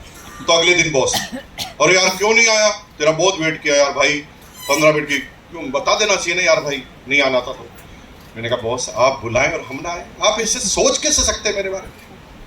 मैं बॉस घर से बाहर निकल गया था, स्कूटर स्टार्ट कर दिया था, लेकिन स्कूटर स्टार्ट होते ही बंद हो गया। फिर मैंने खूब कोशिश की, आसपास मैकेनिक को ढूंढा, लेकिन मैकेनिक की दुकानें भी बंद थी। अब आप बॉस बताओ, 6 किलोमीटर दूर सफर था, मैं कैसे आता। मेरा बॉस मेरा गुरु था, वो शक्ल देख के ही समझ गया कि झूठ बोल रहा। और तुम भी जब झूठ बोलते हो ना मेरी बहन, तो अपने आप को ऐश्वर्या राय समझने की गलती मत करना कि एक्टिंग करना। तुम्हारा थोबड़ा क्लियर कट बता देता है कि झूठ बोल रहा है। और हमारे पास 6 सेंस होते हैं, हर आदमी के पास। जैसे हमारे सामने कोई झूठ, पुलिस वाले भाई साहब तो जानते हैं, अगर कोई झूठ बोलता है तो उसकी बात करने के तरीके से पता चलता है झूठ बोल रहा है। तो मैंने कहा ना मैं उससे ना मेरा स्कूटर खराब हो गया, बॉस को पता था मैं झूठ बोल रहा हूँ, लेकिन बॉस को ये भी पता था कि इस फालतू की बहसबाजी में उलझना नहीं है, आगे इन्विटेशन देना है। तो बॉस है ना, वो ऐसा हाँ में हाँ मिला रहा, मैं बोल रहा हूँ स्कूटर खराब हो गया, तो वैसे गौर के कह रहा हूँ स्कूटर क्या हुआ, स्कूटर को कोई ज्यादा प्रॉब्लम तो नहीं। और भाई ये मशीनरी है, कभी तेरी खराब कभी मेरी खराब। अब पिछले महीने मेरी खराब हो गई थी, इंजन सीज हो गया था, 2500 रुपये लगे थे। लेकिन भाई तू तो बड़ा खुश नसीब है, तेरा तो केवल खराब ही हुआ। चल कोई बात नहीं, इसमें तो तेरी क्या गलती, कोई बात नहीं, नहीं आया, मीटिंग तो आज भी है। समझदार आदमी ना पुरानी बातों में टाइम खराब नहीं करते, उसमें क्या पोस्टमार्टम करोगे, जो नहीं आया नहीं आया, चलो छोड़ो, आगे इन्विटेशन दो। तो मैंने, उसने कहा आज तो आएगा ना, मैंने कहा सर आप बुलाएं और हम ना, कैसी बात। मनी मन टेंशन में, मैंने कहा साला ये तो आज भी इन्विटेशन दे दिया। अगले दिन क्यों नहीं आया, सर आना चाहता था, वो बीबी की तबीयत खराब है। उससे पता मैं झूठ बोल रहा हूँ, फिर भी क्या बोल रहा हूँ, भाभी जी को क्या प्रॉब्लम, ज्यादा प्रॉब्लम तो नहीं। तेरा भाई अभी जिंदा है, सारे डॉक्टरों के नंबर डायरी में रहते हैं, आधी रात को भी बुलाएगा ना डॉक्टर को लेकर आऊंगा। भाई आज तूने दिल गदगद कर दिया, गर्व होता है तेरे पर, पति हो तो तेरे जैसे, जो बीवी की तबीयत खराब हो घर पर रुक जाए। Very good decision, very good decision कि नहीं आया, मीटिंग तो आज ही थी। अगले दिन क्यों नहीं आया? सर वो मेरी तबीयत खराब हो गई। पहला सुख निरोगी का आया, दूसरा सुख घर में माया। खुद की तबीयत खराब हो तो घर से भी बाहर नहीं निकलना चाहिए, मीटिंग तो आज ही। और वो रोज मुझे मीटिंग में इनवाइट करता हूँ, मैं रोज झूठ बोल के बहाने बना। यहाँ पर भी कुछ लोग ऐसे करके आ रहे। आज संडे इसलिए फंस गए, आना पड़ा। अब साला बहाना बनाते हैं कि आज फंस गए, तो अब वो इसे बहाने बनाते हैं, मैं रोज बहाने बना रहा। लेकिन ये साइकोलॉजिकल गेम था जो मुझे पता ही नहीं था। मेरे बॉस ने कंटिन्यू मुझे बुलाता गया और कंटिन्यू तो उसे पता था कि मैं झूठ बोल रहा हूँ, लेकिन उसने मेरा रूटीन ही बदल दिया। पहले रोज मैं सुबह उठकर मेडिटेशन करता था, अब मैं रोज सुबह उठकर ये सोचता था कि आज क्या बहाना बनाऊं। दिमाग में एक ही बात थी, साला वो फिर मिलेगा, आज क्या बोलूंगा साला। एक बार पड़ोसी को मार दिया, उधर वाले को मार दिया, साला कोई पैदा ही नहीं हुआ उसको भी मैंने मार दिया, अब साला बहाना बचेगा ही नहीं। हालत इतनी खराब हो गई कि मैं जो ही गहरी निंद्रा में सोता था, मेरा बॉस सपने में आता और मेरा हाथ पकड़ के कहता था चल मीटिंग में। तो मैं सपने में बोलता हूँ अरे मैं बिजी हूँ, तो बीबी कहती कहाँ बिजी हो, तुम तो सो रहे हो। दिमाग का दही बना दिया, हालत इतनी खराब कर दी मेरी, परेशान में परेशान। 15 दिन तक मैं ऐसे बहाने मराता गया। बॉस को पता था कि अब ये फंस गया। अगर ये पहले मना कर देता कि मेरे को नहीं करना तो शायद ये बच जाता, लेकिन ये रोज कह रहा है कि आज ये काम है वो काम है। अब ये शर्म से ही लेकिन आएगा, लेकिन आएगा। यहाँ भी कुछ लोगों को आज घेर के लाया गया, तो अलग अलग तरीके से लाया जाता है। मैं 15 दिन बाद हालत खराब थी और बॉस को पता था कि अब ये सारे बहाने खत्म कर चुका था। बॉस ने बात की, उस समय मोबाइल होता नहीं था, लैंडलाइन पे कॉल किया, गुड मॉर्निंग। मैंने कहा गुड मॉर्निंग। अरे भाई आज तेरे घर पे कोई मेहमान तो नहीं आया ना? मुझे पता नहीं किस सेंस में पूछ रहा। मैंने कहा नहीं सर कोई मेहमान नहीं आया। Okay okay okay. सुबह स्कूटर पे दूध लेने जा रहा था, स्कूटर ठीक काम कर रहा है? मैंने कहा सर स्कूटर तो ठीक ही काम कर रहा है। ओके, तू और तेरी बीबी दोनों गार्डन में दौड़ रहे थे, मतलब दोनों की तबीयत ठीक है? मैंने कहा सर दोनों की तबीयत ठीक है। आ जा। अब साला क्या बात, आज अगर बहाना बनाया तो पकड़ा जाऊंगा, सारे 15 दिन की पोल खुल जाएगी। तो मैं आज सिर्फ इसलिए गया कि आज मैं जाऊंगा और चुपचाप समझ के मना कर दूंगा कि मुझे इस काम को नहीं करना। आज भी कुछ लोग इसी तमन्ना के साथ आए होंगे, लास्ट में बोलना ही तो नहीं करना। तो मैंने भी ये सोच के आया, मैं आकर बैठ गया और मुझे पता नहीं काउंसलिंग मीटिंग, मैं तो सेमिनार समझ रहा था। काउंसलिंग मीटिंग में 1 to 1 संवाद चलता है, एक एक आदमी की पर्सनल चैलेंज की बात होती है। तो मैं आके बैठ गया, 9 आदमी बैठे थे, बहुत सबसे एक एक को बुला रहा, बात कर रहा। मेरे आसपास के आके कहता है मुकेश तुझे यार ज्वाइन किए को 15 दिन हो गए, तो कुछ करता क्यों नहीं? देखो इसकी 6 ज्वाइनिंग हो गई, इसकी 7 ज्वाइनिंग हो गई, इसकी 8। तो मैं खड़ा हुआ, मैंने कहा बॉस मुझे माफ़ कर देना और मुझे वादा करो कि मेरी बात का बुरा नहीं मानो। वो कहा नहीं मानूंगा। बोल बॉस मैं इस काम को नहीं करूँगा। बॉस ने कहा क्यों नहीं करेगा? मैंने कहा बॉस जब से ये काम आपने किया मेरे सपने में आप ही आते हो। बॉस ने कहा क्या आता सपने में? मैंने कहा सर बॉस सपने में ये आता, बुरा नहीं माने तो बताऊं। मैंने कहा नहीं बुरा मानूंगा, बता। मैंने कहा सर सपने में ये आता है कि आप RCM करने से बर्बाद हो गए। सपने में बुरा तो मान ही नहीं सकते, सपने में बर्बाद हो चुके हो। कैसे बर्बाद हो गए? कि सर RCM करने से आपको नौकरी से बाहर निकाल दिया गया। सपने में बच्चे अब सरकारी स्कूल में पढ़ते हैं, बीवी ने कॉटन की फटी हुई साड़ी पहन, अब आप किराए के मकान से आ गए हैं, आपकी गाड़ी बंगले बिक चुके हैं, RCM से बर्बाद हो चुके हैं। उसने कहा और सर हालत इतनी खराब हो गई आपकी सपने में कि आपके पास केवल एक सेकंड हैंड साइकिल बची और एक चद्दर बचा। आप रोज चद्दर में कुछ कपड़े डालते हैं, बेचने के लिए गांव गांव निकल जाते हैं साइकिल पर और आवाज लगाते हैं कपड़े वाला आ गया, कपड़े ले लो कपड़े। बॉस मुझे देखकर मुस्कुराया और मेरे कंधे पे हाथ रख के कहता कितना मेहनती है तू। मैंने कहा सर मैं कैसे मेहनती? और इतने बुरे बुरे सपने देखना कम मेहनत का काम। फिर वो चिढ़ा और मुझे कहा पागल आदमी, क्या गलत फहमी में जी रहा है, क्या समझता अपने आप? तेरे को ये नहीं पूछना चाहिए कि मैं क्यों कर रहा हूं? तेरे और मेरे में थोड़ा डिफरेंस करके बताता हूं। तेरी एज 28 साल, मेरी 35 साल। तू है बीकॉम MBA इन मार्केटिंग। तेरी सैलरी 13,000, मेरी एज 17,000। तेरे पास काम का अनुभव है 7 साल, मेरे पास 15 साल। साला एक चीज तो बता जो मेरे से ज्यादा तेरे पास हो। मेरे दिमाग की एकदम बत्तियां जली और मैंने कहा सर, ये बात तो मैंने कभी सोची नहीं। सर आप बताइए ना, आप इस काम को क्यों कर रहे हैं? बेकार सा काम, ये कोई काम है? इतनी अच्छी जिंदगी आपकी, और ये कपड़े की किट लेकर आप सबके पास जाते हैं, मनवार करते हैं, ये क्या काम हुआ? तो बॉस ने मुझे क्लियर किया और यहां से मेरे जीवन का रूपांतरण चालू। इस समय तक मैं आम सामान्य आदमी, पहला गाय मेरे जीवन का मिला और उसने मुझे पहली बार आंखें खोलने के लिए मजबूर कर दिया। मेरे बॉस ने मुझे पहला वर्ड बोला, पता है दुनिया में अमीर बनने का क्या फॉर्मूला है? क्या क्या पूछा, क्या बोला उन्होंने? अमीर बनने का क्या फॉर्मूला? पहले तो वर्ड अमीर आदमी तो अट्रैक्ट करता ना पहले। मैंने कहा सर इसका भी फॉर्मूला होता है? यस, दुनिया में अमीर बनने का एक ही फॉर्मूला है, दूसरा बना ही। फॉर्मूला ही एक है और दूसरा कभी बना नहीं, और इस फॉर्मूले को दुनिया की किसी किताब में नहीं लिखा गया। ये फॉर्मूला दुनिया के किसी टीचर ने अपने स्टूडेंट को नहीं बताया। दुनिया में सबने ये बताया है कि एक अमीर के यहां पर अच्छी नौकरी कैसे करें, एक अच्छी सरकार में नौकरी कैसे करें, पढ़ लिख कर विद्वान कैसे बने, लेकिन दुनिया में अमीर बनने का फॉर्मूला कहीं पर भी नहीं लिखा।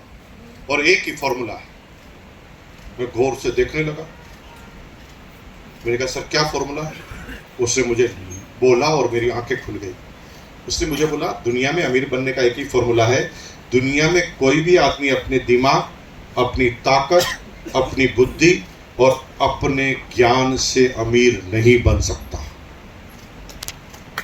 क्या बोले? हम तो उल्टा समझते हैं कि हम ज्यादा पढ़ेंगे तो कामयाब हो जाएंगे, ज्यादा बुद्धि होगी तो कामयाब होंगे, ज्यादा ज्ञान होगा तो कामयाब होंगे। और ये क्या बोल रहे हैं? दुनिया में अमीर बनने में ये कोई तरीका ही नहीं है कि काम आए। मैं घोर के सुनने लगा, तभी उसने मुझे एक धीरे से एग्जांपल दिया। तुझे पता है दुनिया के टॉप 100 बिलियनियर, जिसके अंदर दुनिया के 100 सबसे ज्यादा पैसे वाले व्यक्ति है ना, उनमें से एक भी आदमी, आपकी चेयर में कोई प्रॉब्लम है?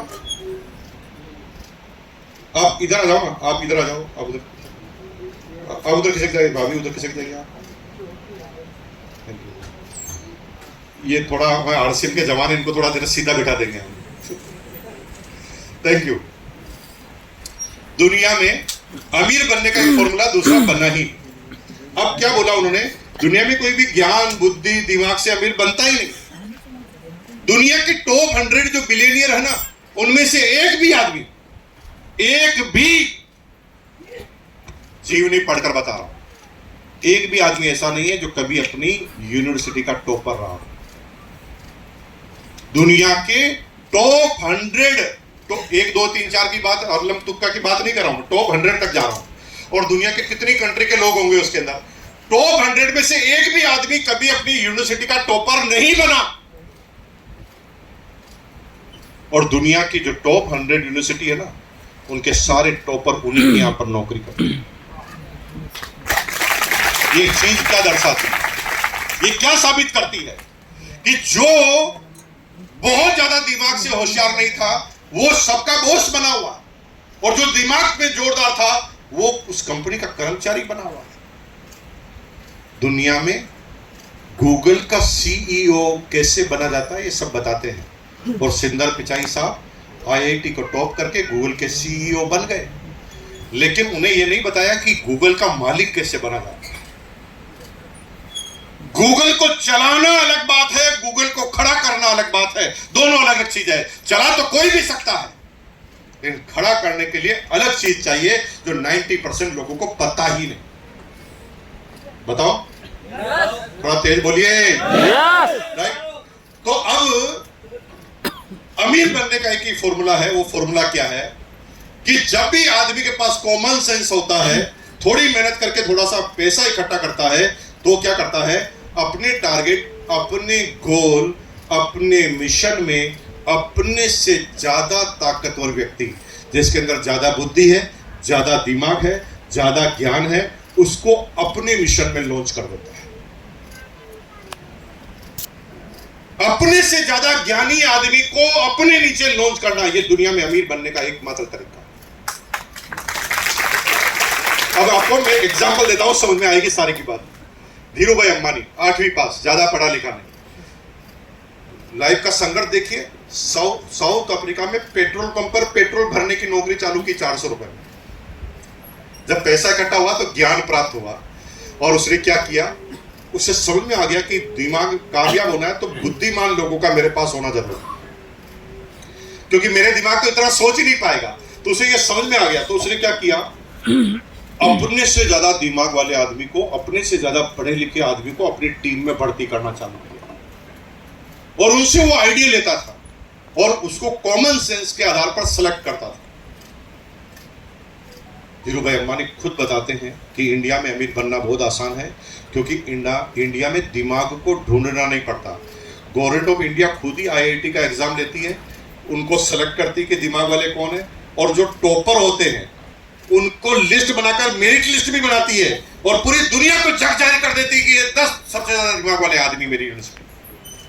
और बिजनेसमैन होते हैं ना, वो उनको जकड़ के रखते हैं। बिजनेसमैन जब एक नए IIT को भर्ती करता ना, तब बिजनेसमैन उसे ये भी नहीं बताता कि तुझे काम क्या देंगे।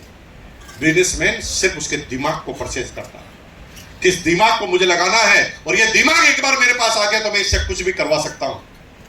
वो एक इक्विपमेंट की तरह उस व्यक्ति को खड़ा कर देता, ले लेता। धीरू भाई अंबानी कहते थे कि जो भी इंडिया की IIT यूनिवर्सिटी से टॉपर निकलते थे ना, मेरी 50 आदमी की टीम यही काम करती थी कि जो भी टॉपर निकले उसकी पूरी हिस्ट्री का पता कर। उस समय वो लैंडलाइन पड़ोसी का क्या है वो नंबर तक निकाल लेती थी उनकी टीम, और IIT टॉपर को डायरेक्टली कॉल कर देते धीरू भाई अंबानी, बिल्कुल इकोलेस, अभी की तरह नहीं थे पहले। Good morning Sharma ji, IIT Kharagpur से मैकेनिकल टॉप करने के लिए हार्दिक बधाइयां। मैं धीरू भाई अंबानी बोल रहा हूं। हम एक नए प्रोजेक्ट पे काम करना चालू कर रहे हैं, आपके जैसे होनहार साथियों की जरूरत है कि आप हमारे मिशन में हमारे साथ देंगे। लेकिन जितने भी दिमाग वाले पढ़े लिखे लोग होते ना, उनका सोचने का तरीका कैसा होता है जो मैं बताता हूं। वो ना जल्दबाजी में हाँ नहीं करते, पेशेंस लेवल होता है उनके पास, और उसे पता होता है कि उसका हक क्या है। मैं IIT का टॉपर हूं, मुझे तो कोई भी नौकरी पे रख लेगा, इसके लिए कोई पीछे नहीं पड़ता हो, धीरू भाई अंबानी हो चाहे कोई भी हो। क्या आप हमारे साथ काम करना पसंद करेंगे? वो कहने वाला मैं सोच कर बताऊंगा। और धीरू भाई अंबानी को पता लगा ये रुक गया, मतलब अब यही लाइन बोलेगा, तो धीरू भाई अंबानी क्या करता था, ना सुनना पसंद नहीं था। वो जो ही लगता था कि कोई ना करने वाला, वो दूसरा ऑप्शन भी सामने फेंक देता। सर पीछे घूमिए ना, पीछे घूम के देखे ना सर, एक आदमी सूट में, ब्लू कलर के सूट में खड़ा होगा सर, उसके हाथ में 3 लिफाफे। पहले लिफाफे में एयर इंडिया की टिकट है दिल्ली से मुंबई बिजनेस क्लास की, दूसरे लिफाफे में होटल ताज का वाउचर है 2 दिन का, तीसरे लिफाफे में 20,000 रुपए कि आप इंटरव्यू देने आए, और अगर आपको इंटरव्यू में नहीं ज्वाइन करें तो 2 दिन आपके खराब हो जाएंगे, इसलिए 20,000 रुपए मेहनताना भी दिया जाएगा। अब बोलो आएंगे? क्योंकि दिमाग वाले आदमी इसी तरह से एनालिसिस करते हैं। वो क्या सोचते हैं, मैं पहले फ्लाइट में बैठा ही नहीं हूं, मैं कभी 5 स्टार होटल में रुका ही नहीं हूं, और ज्वाइन नहीं करूं तो भी 20,000 रुपए, और अगर 2 दिन तो मैं कुछ कर ही नहीं रहा हूं वैसे भी। वो कहता ओके सर मैं कल आ रहा हूं। और वो शर्मा जी पहुंच गए, इंटरव्यू चालू। अब शर्मा जी को धीरू भाई अंबानी खूब देर तक देख देख के मुस्कुराए, केवल बोले ही नहीं कुछ। तो शर्मा जी को शर्म आ गई। शर्मा जी ने कहा सर कुछ पूछिए ना। तो धीरू भाई अंबानी मुस्कुरा के कहता मैं तेरे से क्या पूछूं, मैं 8वीं पास, तू IIT का टॉपर, तेरे सैंडल की कील में भी मैं फिट नहीं होता। मुझे बाबू कुछ नहीं पूछ रहा, मुझे एक लाइन में जवाब दे, कितने लेगा? बढ़िया हूं मैं, तो बता कितने लेगा। अब जो IIT के टॉपर ना, वो एनालिसिस करके जाता है, ऐसा नहीं, उनको पता है पहले जो टॉपर था उसकी क्या सैलरी पैकेज था, किसका क्या पूरी हिस्ट्री होती है। तो उसे पता है पहले वाले को 1 लाख मिले थे, साला मैं 2 मांगूंगा ताकि 1.5 में सेटल हो जाए। धीरू भाई अंबानी का दिमाग जैसे चालू होता है ना, तुम सोच भी नहीं सकते। वो सोच रहा मैं 1.5 में सेटल कर लूंगा, तो वो क्या कहता सर मैं 2 लाख से कम काम नहीं करूंगा। तो धीरू भाई अंबानी कहता हम 5 से कम तो किसी को देते ही नहीं। ठीक है 5 लाख में डन। ओके डन, कब ज्वाइन करोगे? वो सोच रहा, वो बोलने वाला है, रुक कर सोचने वाला। कितने दिन? 15 दिन बोल देता हूँ। धीरू भाई अंबानी पहले पहचान लेता है ये कुछ आगे की बात कर रहा, क्योंकि ये दिमाग वाले आदमी को अगर मैंने आज यहाँ से जाने दिया ना, कोई दूसरी कंपनी इसको पकड़ लेगी। इसे आज एग्रीमेंट साइन कराना है आज, तो धीरू भाई अंबानी 2 ऑप्शन देता है। सर 2 ऑप्शन है आपके पास। उसके बोलने से पहले वो बोल देता 2 ऑप्शन है आपके पास, 15 दिन बाद ज्वाइन कर लो, 15 दिन बाद सैलरी मिल जाएगी। और दूसरा ऑप्शन है आज ज्वाइन कर लो, 1 दिन ज्वाइन करके 14 दिन की छुट्टी ले लो, तो भी 15 दिन की सैलरी मिलेगी। अब दिमाग वाला कहता है यार साला 1 दिन के लिए 14 दिन की सैलरी मारूंगा। सर अभी ज्वाइन करो, करो एग्रीमेंट साइन। अभी क्या एग्रीमेंट साइन, अगले दिन वर्किंग आवर्स। यस सर, मेरा क्या काम है मुझे समझाया जाए। तो धीरू भाई अंबानी कहते थे मुझे क्या पता तेरा क्या काम है, मुझे कुछ नहीं पता तेरा क्या काम है, मुझे सिर्फ एक बात पता है, 5 लाख दिए, 500 लाख कैसे आएंगे ये तुझे 1 साल में बताना। धीरू भाई अंबानी ने अपने से ज्यादा दिमाग वाले आदमी को अपने मिशन में लॉन्च कर और उसे कह दी सुविधा दे दी। 1 साल का वक्त है, जितने आदमी चाहिए ले, जितने विदेशों की यात्रा करनी करो, जो रिसर्च करना करो, जितना पढ़ना पढ़ो, जो साधन चाहिए ले लो, लेकिन 1 साल में फुल प्रूफ आइडिया चाहिए। 500 लाख वापस कैसे? अब IIT का टॉपर टेंशन है, 1.5 लाख की औकात, 5 लाख की सैलरी, मन में पूरे दिन भर डर, साला 1 साल बाद बाहर नहीं निकाल दे। अब उसे कुछ कहने की जरूरत नहीं कि 8 घंटे बिजनेस आवर्स है कि 10 घंटे नौकरी करनी है, वो तो 24 घंटे का आदमी बन गया। और पूरे दिन भर वो सोचता रहता क्या करूं क्या करूं, और सोचते सोचते सोचते एक ऐसा आइडिया आया जो धीरू भाई अंबानी को टॉप पे लेके गया, द जामनगर रिफाइनरी।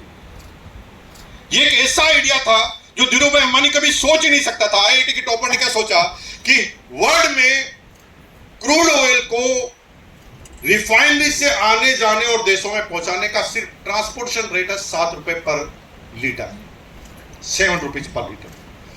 और भारत की भौगोलिक स्थिति इतनी अच्छी है कि सारी गल्फ कंट्रियों की समुद्री सीमाएं इंडिया से टकराती है। उसने कहा पैसा है धीरू भाई अंबानी के पास, अगर हम एक बड़ा प्रोजेक्ट खड़ा करके सीधा गल्फ कंट्री से समुद्र के नीचे पाइपलाइन ही बिछा दें, एक आने की पाइपलाइन एक जाने की पाइपलाइन, हम बेताज बादशाह बन जाएंगे, क्योंकि 7 रुपए हमें कोई बीट नहीं कर पाएगा, क्योंकि हम पूरे ट्रांसपोर्ट के खर्चे को 0 कर देंगे। और धीरू भाई अंबानी को जब ये आइडिया दिया गया, धीरू भाई अंबानी ने 1 सेकंड में डन किया। प्रोजेक्ट पूछा, प्रोजेक्ट की लागत पूछी और 1 सेकंड में डन। और पिछले साल का मार्जिन है 1 लाख करोड़। चालू कहां से हुआ था? 5 लाख। अब तरीका क्या है? बन जाओ धीरू भाई अंबानी, आप भी कर लो।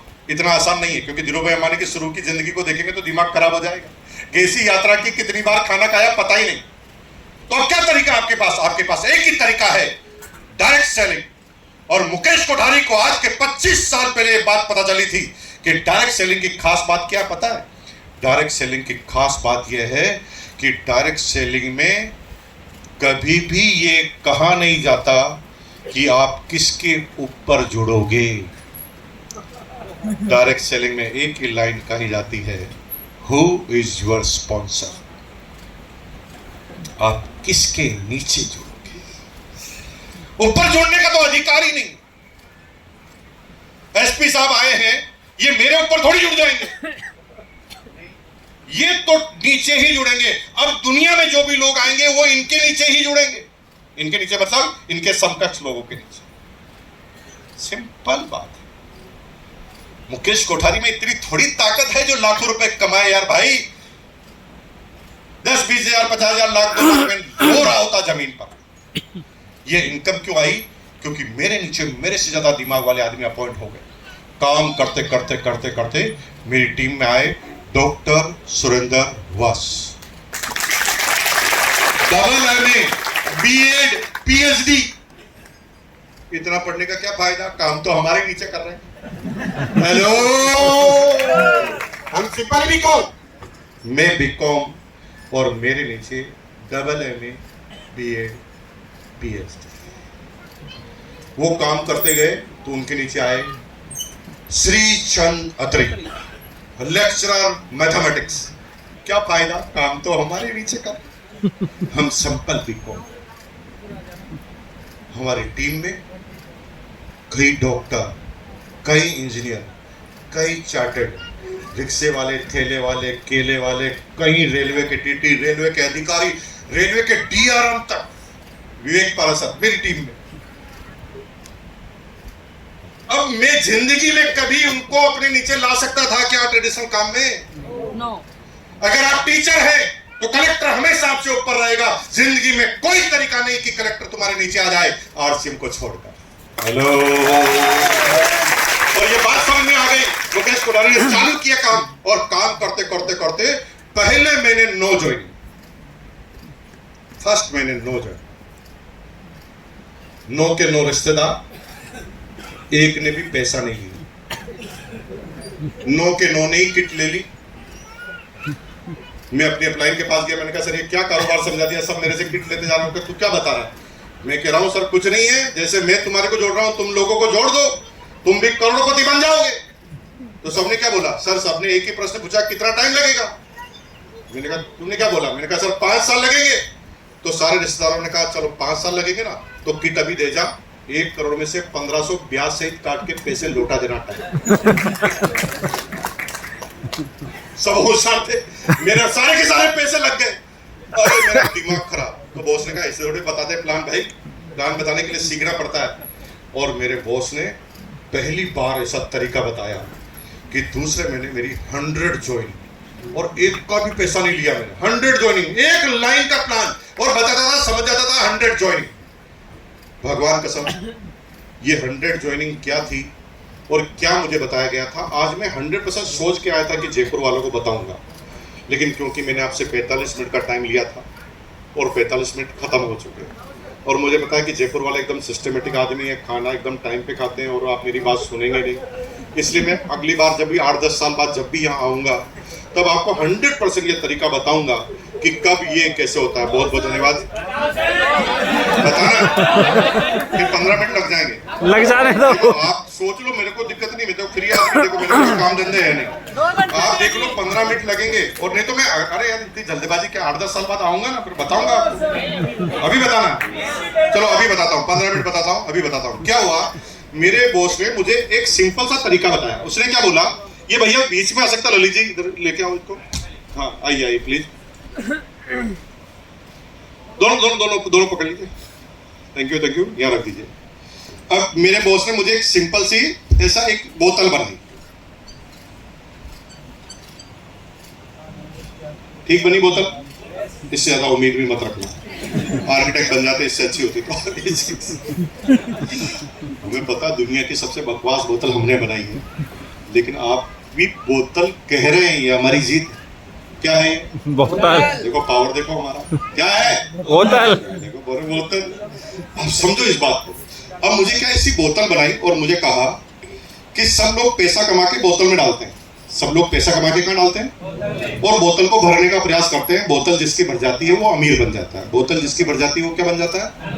लेकिन बोतल भरती नहीं, क्योंकि बोतल के नीचे खर्चों के छेद होते हैं।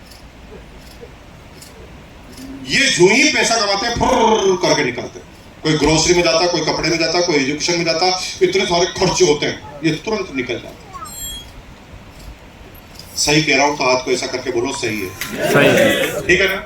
अब ये बोतल भरती नहीं, लेकिन कुछ लोग ना होशियार होते हैं, वो थोड़ी बचत करते हैं, खर्चा कम करते हैं, और धीरे धीरे बचत करके पैसे में से पैसा बचाकर इकट्ठा करते हैं पैसा।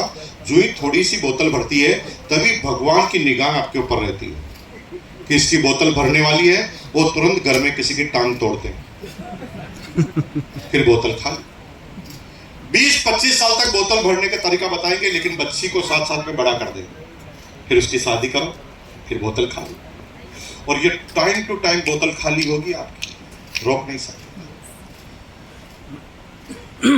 ये बोतल भरने का प्रयास केवल आप नहीं कर रहे हैं, आपके पिताजी कर चुके हैं, दादाजी, परदादाजी, लड़पड़ दादाजी, सड़पड़ दादाजी, गड़पड़ दादाजी, खड़पड़ दादाजी, नड़पड़ दादाजी, पड़पड़ दादाजी, इतने दादाजी भरने का प्रयास कर रहे हैं, नहीं भरती। अब मुझे क्या बताया, एक सिस्टम चालू है जिसका नाम है आरसीएम। ये आरसीएम अभी एक प्रोडक्ट, उस समय की बात है, 25 साल पहले की बात है। 25 साल पहले धर्मराज जी, 25 साल पहले मुझे बताया कि आरसीएम सिस्टम चालू हुआ है, जो अभी कपड़ा लेकर आया है। उस समय कल पेंट पीस था इसका, अभी कपड़ा लेकर आया है। आने वाले समय में सारे प्रोडक्ट आएंगे। आसपास भी नहीं था, शायद कंपनी के मालिक ने भी नहीं सोचा होगा कि कितने प्रोडक्ट आएंगे। तो मुझे प्लान बताने वाला क्या बोल रहा था, अभी केवल कपड़ा है, लेकिन धीरे धीरे सारे प्रोडक्ट आएंगे। और तुझे क्या करना है, जो प्रोडक्ट आए उसे मार्केट से खरीदने की बजाय आरसीएम से खरीदना है। सिंपल सा है काम, एक काम करना है। अब मैंने कहा सर क्वालिटी कैसी रहेगी? वो कहा यार इसमें क्या पूछने की बात है, क्वालिटी खराब रहेगी तो क्या तू पागल है जो खरीद लेगा? वैसे ही बंद कर देगा। क्वालिटी अच्छी रहेगी तो खरीदेगा, बाकी खरीदेगा ही नहीं। तो ये तो कोई प्रश्न नहीं हुआ कि क्वालिटी कैसे रहेगी। भाई क्वालिटी खराब है तो खरीदना ही मत, तो जो जैसा है वैसा तो रहेगा ना तू। मैंने कहा बात तो एकदम सही है। और कंपनी ने, सिस्टम ने कहा कि जो जो प्रोडक्ट आए वो आरसीएम कर ले। और अगर आपने कर दिया, आज आरसीएम के पास 600 प्रोडक्ट हैं, 600। क्या क्या प्रोडक्ट हैं?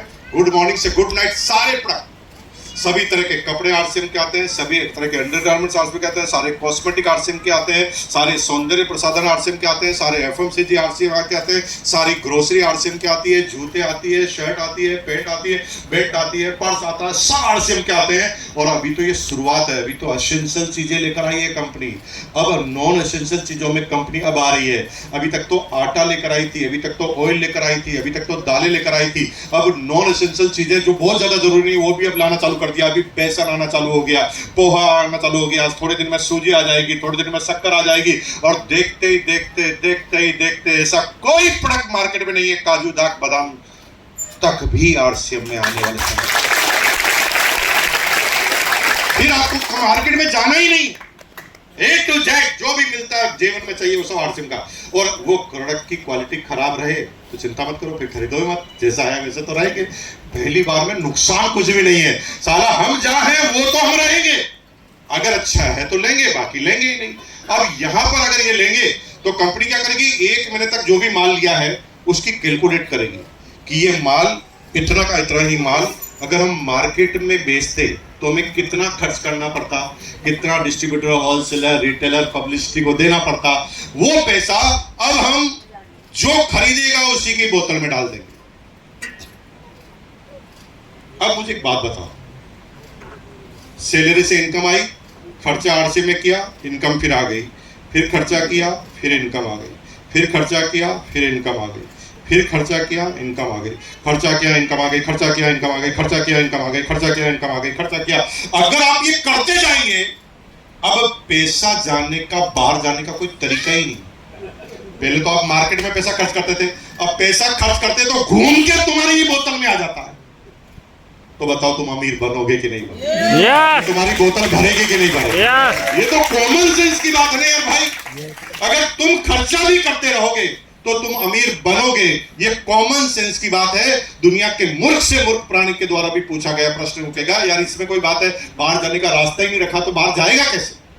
ये तो सिंपल सी बात है। ये मैंने आपको बताया 80 साल में अमीर बनने का तरीका।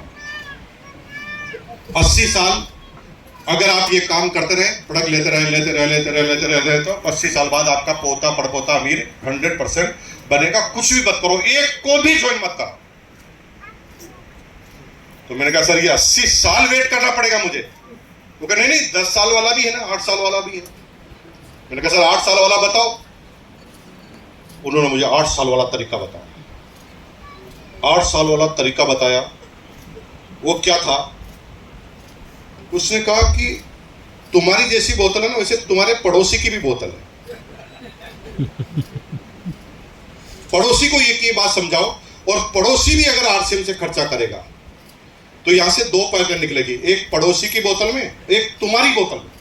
यानी पड़ोसी खर्चा करेगा तो तुम्हारी बोतल में। अब तुम्हारी बोतल में 3 पाइपलाइन आ गई। कौन कौन सी? पहली सैलरी की, पहली सैलरी, नौकरी, इनकम, जो भी आपकी दुकान है उसकी पहली इनकम की पाइपलाइन।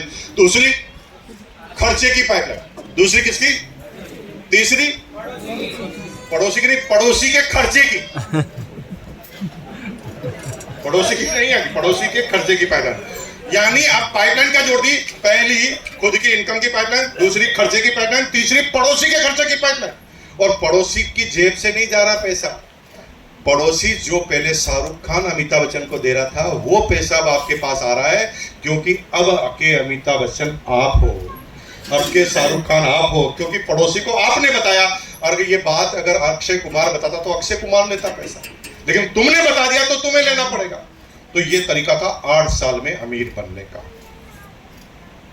मेरे पास फिर बॉस ने मुझे बोला, मेरे पास है ना 2 साल में अमीर बनने का भी तरीका है, लेकिन मुझे पता है कि 2 साल में तो आपको बनना ही नहीं होगा। तो मैं 2 साल वाला भी आपको बता सकता था, लेकिन मेरे को पता है कि राजस्थान वाले बहुत पेशेंस वाले आदमी, इतना जल्दी तो कोई अमीर बनना ही नहीं चाहता। बनना चाहते हो? 2 साल में अमीर बनने का तरीका क्या है? पड़ोसी को कहो तू भी तेरे पड़ोसी की तरफ देख। अब पड़ोसी के पड़ोसी की भी बोतल है। अब पड़ोसी के पड़ोसी को समझा दिया, अगर ये आरसीएम से माल खरीदेगा तो यहां से 3 पाइपलाइन निकलेगी, पड़ोसी के पड़ोसी की बोतल में, पड़ोसी के पड़ोसी के खर्चा करने से पड़ोसी की बोतल में, पड़ोसी के पड़ोसी के खर्चा करने से आपकी बोतल। अब जितने पड़ोसी के पड़ोसी बताते जाओगे, एक पाइपलाइन तुम्हारी बोतल में भी जाएगी। और मुकेश कोठारी की बोतल में कितनी पाइपलाइन है बताओ? 1,80,00,000। कितनी? 1,80,00,000 बोतलें। 90% जीजा साले हैं जो काम नहीं कर रहे। मतलब ये आपको ये बता रहा हूं कि सब लोग काम नहीं करते, कुछ लोग तो प्रेशर में ही ज्वाइन होते हैं। आ गया, जैसे आ गया, दोस्त ने ज्वाइन करा दिया, कर लिया, ना सिर दर्द नहीं करना, है ना। तो 90% लोग मेरी टीम में भी काम नहीं कर रहे। 1,80,00,000 ज्वाइनिंग है, 90% काम नहीं कर रहे। 18 लाख लोग एक्टिव हैं जो हर महीने मेरी टीम में परचेजिंग कर रहे हैं। अब मैं समझा दूं कि 18 लाख लोगों से 1 रुपया भी मुझे महीने का आए, इससे ज्यादा मैं आपको बताना नहीं चाहता, नहीं तो अटैक आएगा। बस इतना ही समझो आप। 1 रुपया एक आदमी से आए तो 18 लाख रुपए को दुनिया की कोई ताकत रोक नहीं सकती। और मुकेश कोठारी का ये बोतल कभी खाली नहीं होगी, क्योंकि मैं किसी एक आदमी पे निर्भर हूं ही नहीं। आप कहेंगे मैं काम नहीं करूंगा, मत कर। मेरे पास तो 18 लाख एक प्रोडक्ट का कारोबार ही नहीं करता। जैसे मैगी का कारोबार किया, मैगी पर सरकार ने रोक लगा दी तो कारोबार में जीरो हो गए ना। हम तो 600 प्रोडक्ट का करते हैं, आने वाले समय में 6,000 प्रोडक्ट का करें। हम क्या जयपुर के भरोसे नहीं है कि जयपुर में कर्फ्यू लगेगा तो हमारा कारोबार बंद हो जाएगा। हम तो हिंदुस्तान के हर स्टेट में, हर डिस्ट्रिक्ट में, हर तहसील में, हर गांव में बैठे। हम एक मौसम में काम नहीं करते, हम कोई सीजन का काम नहीं करते, हम ऐसा काम करते हैं जो कोई चैलेंज ही नहीं किसी तरह। हम किसी एक आदमी पे डिपेंडेंट ही नहीं। मेरा काम चलेगा ही चलेगा, और चलेगा जहां तक तो ठीक है। मेरे काम को अब कोई नहीं संभालेगा तो भी चलेगा। अब ये तो आप भी कर सकते हो। जैसे आपने बहुत बड़ी फैक्ट्री डाली, तो फैक्ट्री में जब आप रिटायर्ड होंगे तो बच्चों को संभाला देंगे, राइट? ऐसे तो करोगे। अब बच्चे में अगर बुद्धि नहीं है तो फैक्ट्री चलेगी? नहीं चलेगी। लेकिन मेरे बच्चों में बुद्धि का कण भी नहीं है, फिर भी चलेगा। क्यों? पूछो क्यों? क्योंकि मेरी टीम में आप हैं। और जब भी आप अपने लिए काम करोगे तो मेरा काम होगा, कोई रोक नहीं सकता।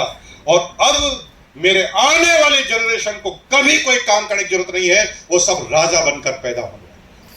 जो ही वो पैदा होंगे राजा बनकर ही पैदा होंगे। अपने बच्चों को अगर राजा बनाना चाहते हो तो इतनी मेहनत करना कि आने वाले समय में सारा साम्राज्य आपका हो जाए। इसलिए दौड़ना पड़ेगा। और मुकेश कोठारी ने दौड़ना चालू कर दिया, धुआंधार तरीके से दौड़ना चालू कर दिया। लेकिन प्रॉब्लम यह आई कि मैं जब दौड़ना चालू किया तो 2 साल तक मैं ही दौड़ता गया। मेरे को इनकम तो बड़ी आने लगी, लेकिन सबको लगा कि मैं मुकेश कोठारी का काम कर रहा हूं। मेरा जैसा आदमी मेरे नीचे आ ही नहीं रहा। सब मेरा वेट करते कि मुकेश जी आएंगे तो मीटिंग होगी तो ज्वाइनिंग होगी। और हालत इतनी खराब हो गई कि मैं जितना पैसे वाला बनता गया ट्रेडिशनल मार्केट में उतना ही बिजी होता गया। जैसे ट्रेडिशनल मार्केट में बिजी होता ना, मैं भी बिजी हो गया। सारी टीम मेरे पास आती, मीटिंग भी मेरी होती, मेरा दिमाग खराब, पूरे दिन भर घर में बैठे रहते आदमी। अरे मैंने कहा ये क्या कर लिया मैंने। तो मेरी अपलाइन ने मुझे ऐसा तरीका बताया और डुप्लीकेशन का कि अब जो भी मेरी टीम में आता था ना वो मेरे जैसा हो जाता था। और ये बात मैं आज आपको 100% बताने वाला था लेकिन मैंने क्योंकि 15 मिनट का टाइम लिया था आपसे और 15 मिनट हो गए हैं, तो मैं माफ़ी चाहता हूँ आपसे। जब भी मैं 8-10 साल बाद आऊँगा तो ये तरीका मैं आपको 100% बताऊँगा।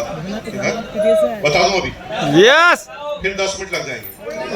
देख लो भाई, देखो मैं तो अभी मेरे को दिक्कत नहीं, मैं तो जा सकता हूँ। 10 मिनट तैयार है आप लोग? यस तरीका बता देता हूँ। क्या बताया?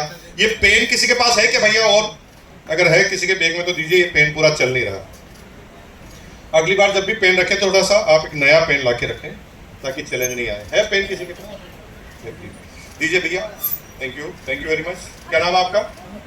पंकज जी। कहाँ से है पंकज जी? गुड़गांव से आए हैं। अरे देखो, गुड़गांव से पेन लेकर आ गए, वेरी गुड। देखिए, आइए चलते आगे, बात चलते हैं। मुझे क्या बताया?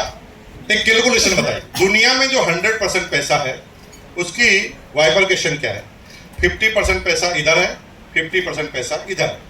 इधर आदमी है 99.5% आदमी और इधर है 0.5%। ये दुनिया की इक्वेशन है। दुनिया में जो 100% पैसा है, 99.5% के पास 50% पैसा है और 0.5 के पास 50।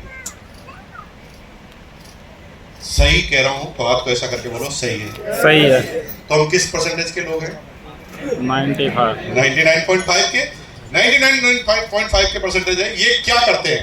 चलो पहले हम अपने आप को समझ लेते हैं कि हम करते क्या। हम क्या करते हैं? हमारे पास एक कुआं है, सबके पास एक कुआं। कुआं मतलब कार्य क्षेत्र, कुआं मतलब कार्यस्थल, कुआं मतलब दुकान, कुआं मतलब नौकरी का ऑफिस, कुछ भी समझ लीजिए। कार्य क्षेत्र मतलब कुआं सबके पास है। यस सब कमाते हैं पैसा, सबका Yes. अपना अपना कुआं है। सब लोग क्या करते हैं? रोज कुएं पे जाते हैं, कुएं में बाल्टी डालते हैं। बाल्टी मतलब योग्यता, बाल्टी मतलब योग्यता। तो जिसकी जितनी योग्यता उतनी बड़ी बाल्टी। जैसे कोई मजदूर है तो उसकी बाल्टी छोटी है, कोई सुपरवाइजर है तो उसकी बाल्टी बड़ी है, कोई बड़ा अधिकारी है तो उसकी बाल्टी थोड़ी बड़ी है, कोई बड़ा बिजनेसमैन है तो उसकी बड़ी बाल्टी है। बाल्टी मतलब योग्यता। कुएं में होता है पानी, पानी मतलब पैसा, पानी मतलब पढ़ते हैं बोलिए, पानी मतलब पैसा। तो हम सब लोग क्या करते हैं? रोज दिनचर्या के हिसाब से तैयार होते हैं और जाते हैं कार्य क्षेत्र पर। कार्य क्षेत्र पर जाते हैं, फिर अपनी योग्यता को डालते हैं अंदर, फिर शाम तक उसको खींचते हैं। उसमें जो बाल्टी में पानी आता है वो पैसा होता है। जिसकी जितनी बड़ी बाल्टी उसके पास उतना ज्यादा। सही कह रहा हूं तो हाथ को ऐसा करके बोलो सही है। सही है। ऐसा ही कर रहे हैं। अब ये सारे लोग ये काम क्यों करते हैं? 99.5% ये क्या काम क्यों करते हैं? क्योंकि ये ऐसा काम है जो बोर नहीं होने देता आदमी, तो बिल्कुल बोर नहीं होने देता, क्योंकि इसमें पैसेंस की जरूरत ही नहीं है। आज रामेश्वर जी ने दूध बेचा तो आज प्रॉफिट, क्लियर? नहीं बेचा तो नहीं प्रॉफिट। और लोगों के पास पैसे नहीं होता। आज नौकरी पे गए, लग गई पी प्रेजेंट और सैलरी पक्की। लेकिन दुनिया के 0.5% लोग में से एक भी आदमी ये काम नहीं करता। वो कहते हैं ये क्या काम है? रोज जाओ, बाल्टी डालो, जिस दिन नहीं डालो उस दिन पानी नहीं आएगा। और बाल्टी तो हिम्मत से ही डाली जा सकती है और 60 साल में रिटायर्ड होना ही है। और जिस दिन रिटायर्ड हो गए तुम्हारी पावर कम हो जाएगी। जो सरकारी पुराने नौकर हैं उनको तो पेंशन मिल जाएगी, नए वालों को तो वो भी नहीं मिलेगी, राइट? और हालत इतनी खराब होने वाली है कि 60 साल के बाद सब लोग तुम्हें समझने लग जाएंगे कि ये अब बलवान नहीं रहा। 60 साल के बाद आप अपने काम को बच्चों को सौंपना पड़ेगा। आप अपने बच्चों को नियुक्त करेंगे कि बेटा अब तेरी जवाबदारी, मेरा काम खत्म। क्लियर? सही कह रहा हूं तो बोलो, हाथ ऐसे करके बोलो सही है। सही है। अब ये 60 साल के सारे लोग क्या करेंगे? इनके घर में एक खटिया बिछाई जाएगी, ठीक है? उसमें उस 60 साल के आदमी को बिठाया जाएगा और उसे बार बार याद दिलाया जाएगा तू बूढ़ा है।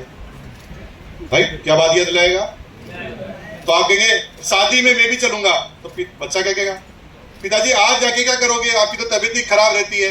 आप यही बैठो ना, घर के चौकीदार बन जाओ ना, आप घर का ध्यान रखना।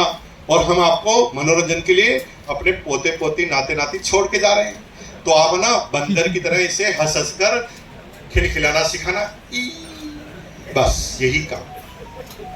ये आप लोगों की जन्म पत्री बता रहा हूं मैं। 60 साल के बाद आपका सबका काम ऐसा ही होने वाला है, जब आपका पूरा काम आपके बच्चे हाथ में लेंगे और आपको बूढ़ा बनकर बैठना पड़ेगा।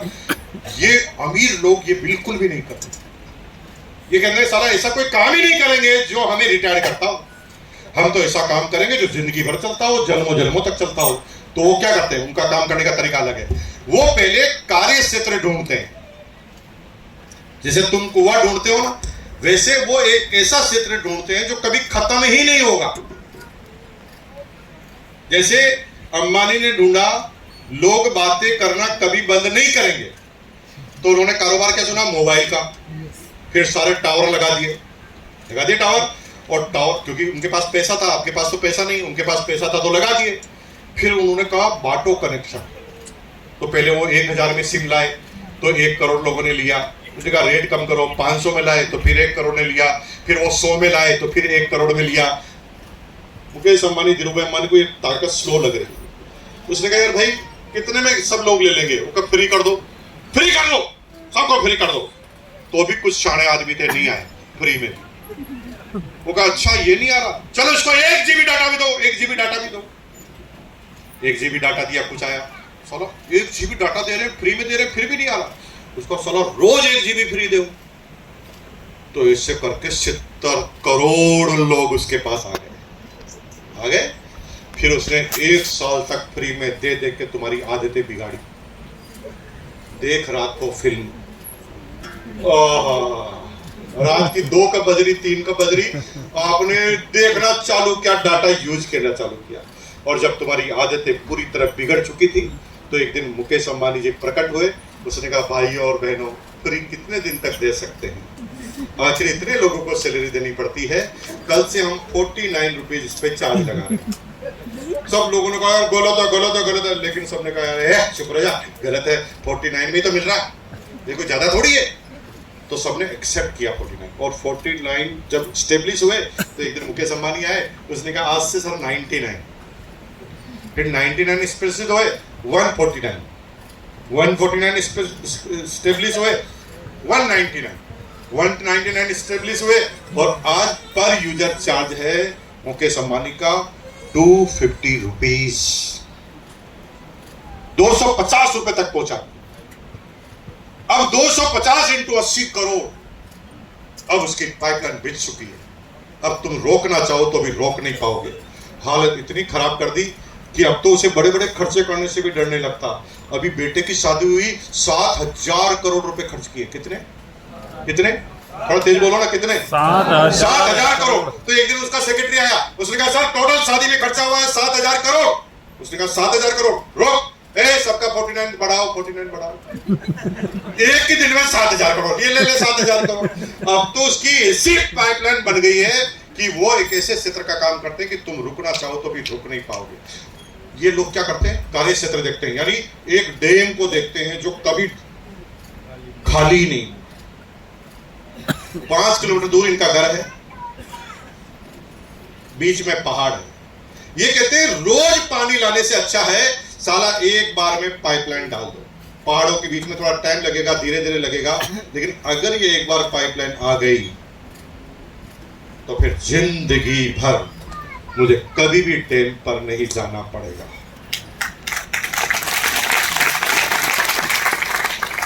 एक ही काम, मुकेश कोठारी की पाइपलाइन कंप्लीट हो गई। आज मैं तेज क्यों चिल्ला रहा हूं? क्योंकि पाइपलाइन बन गई है।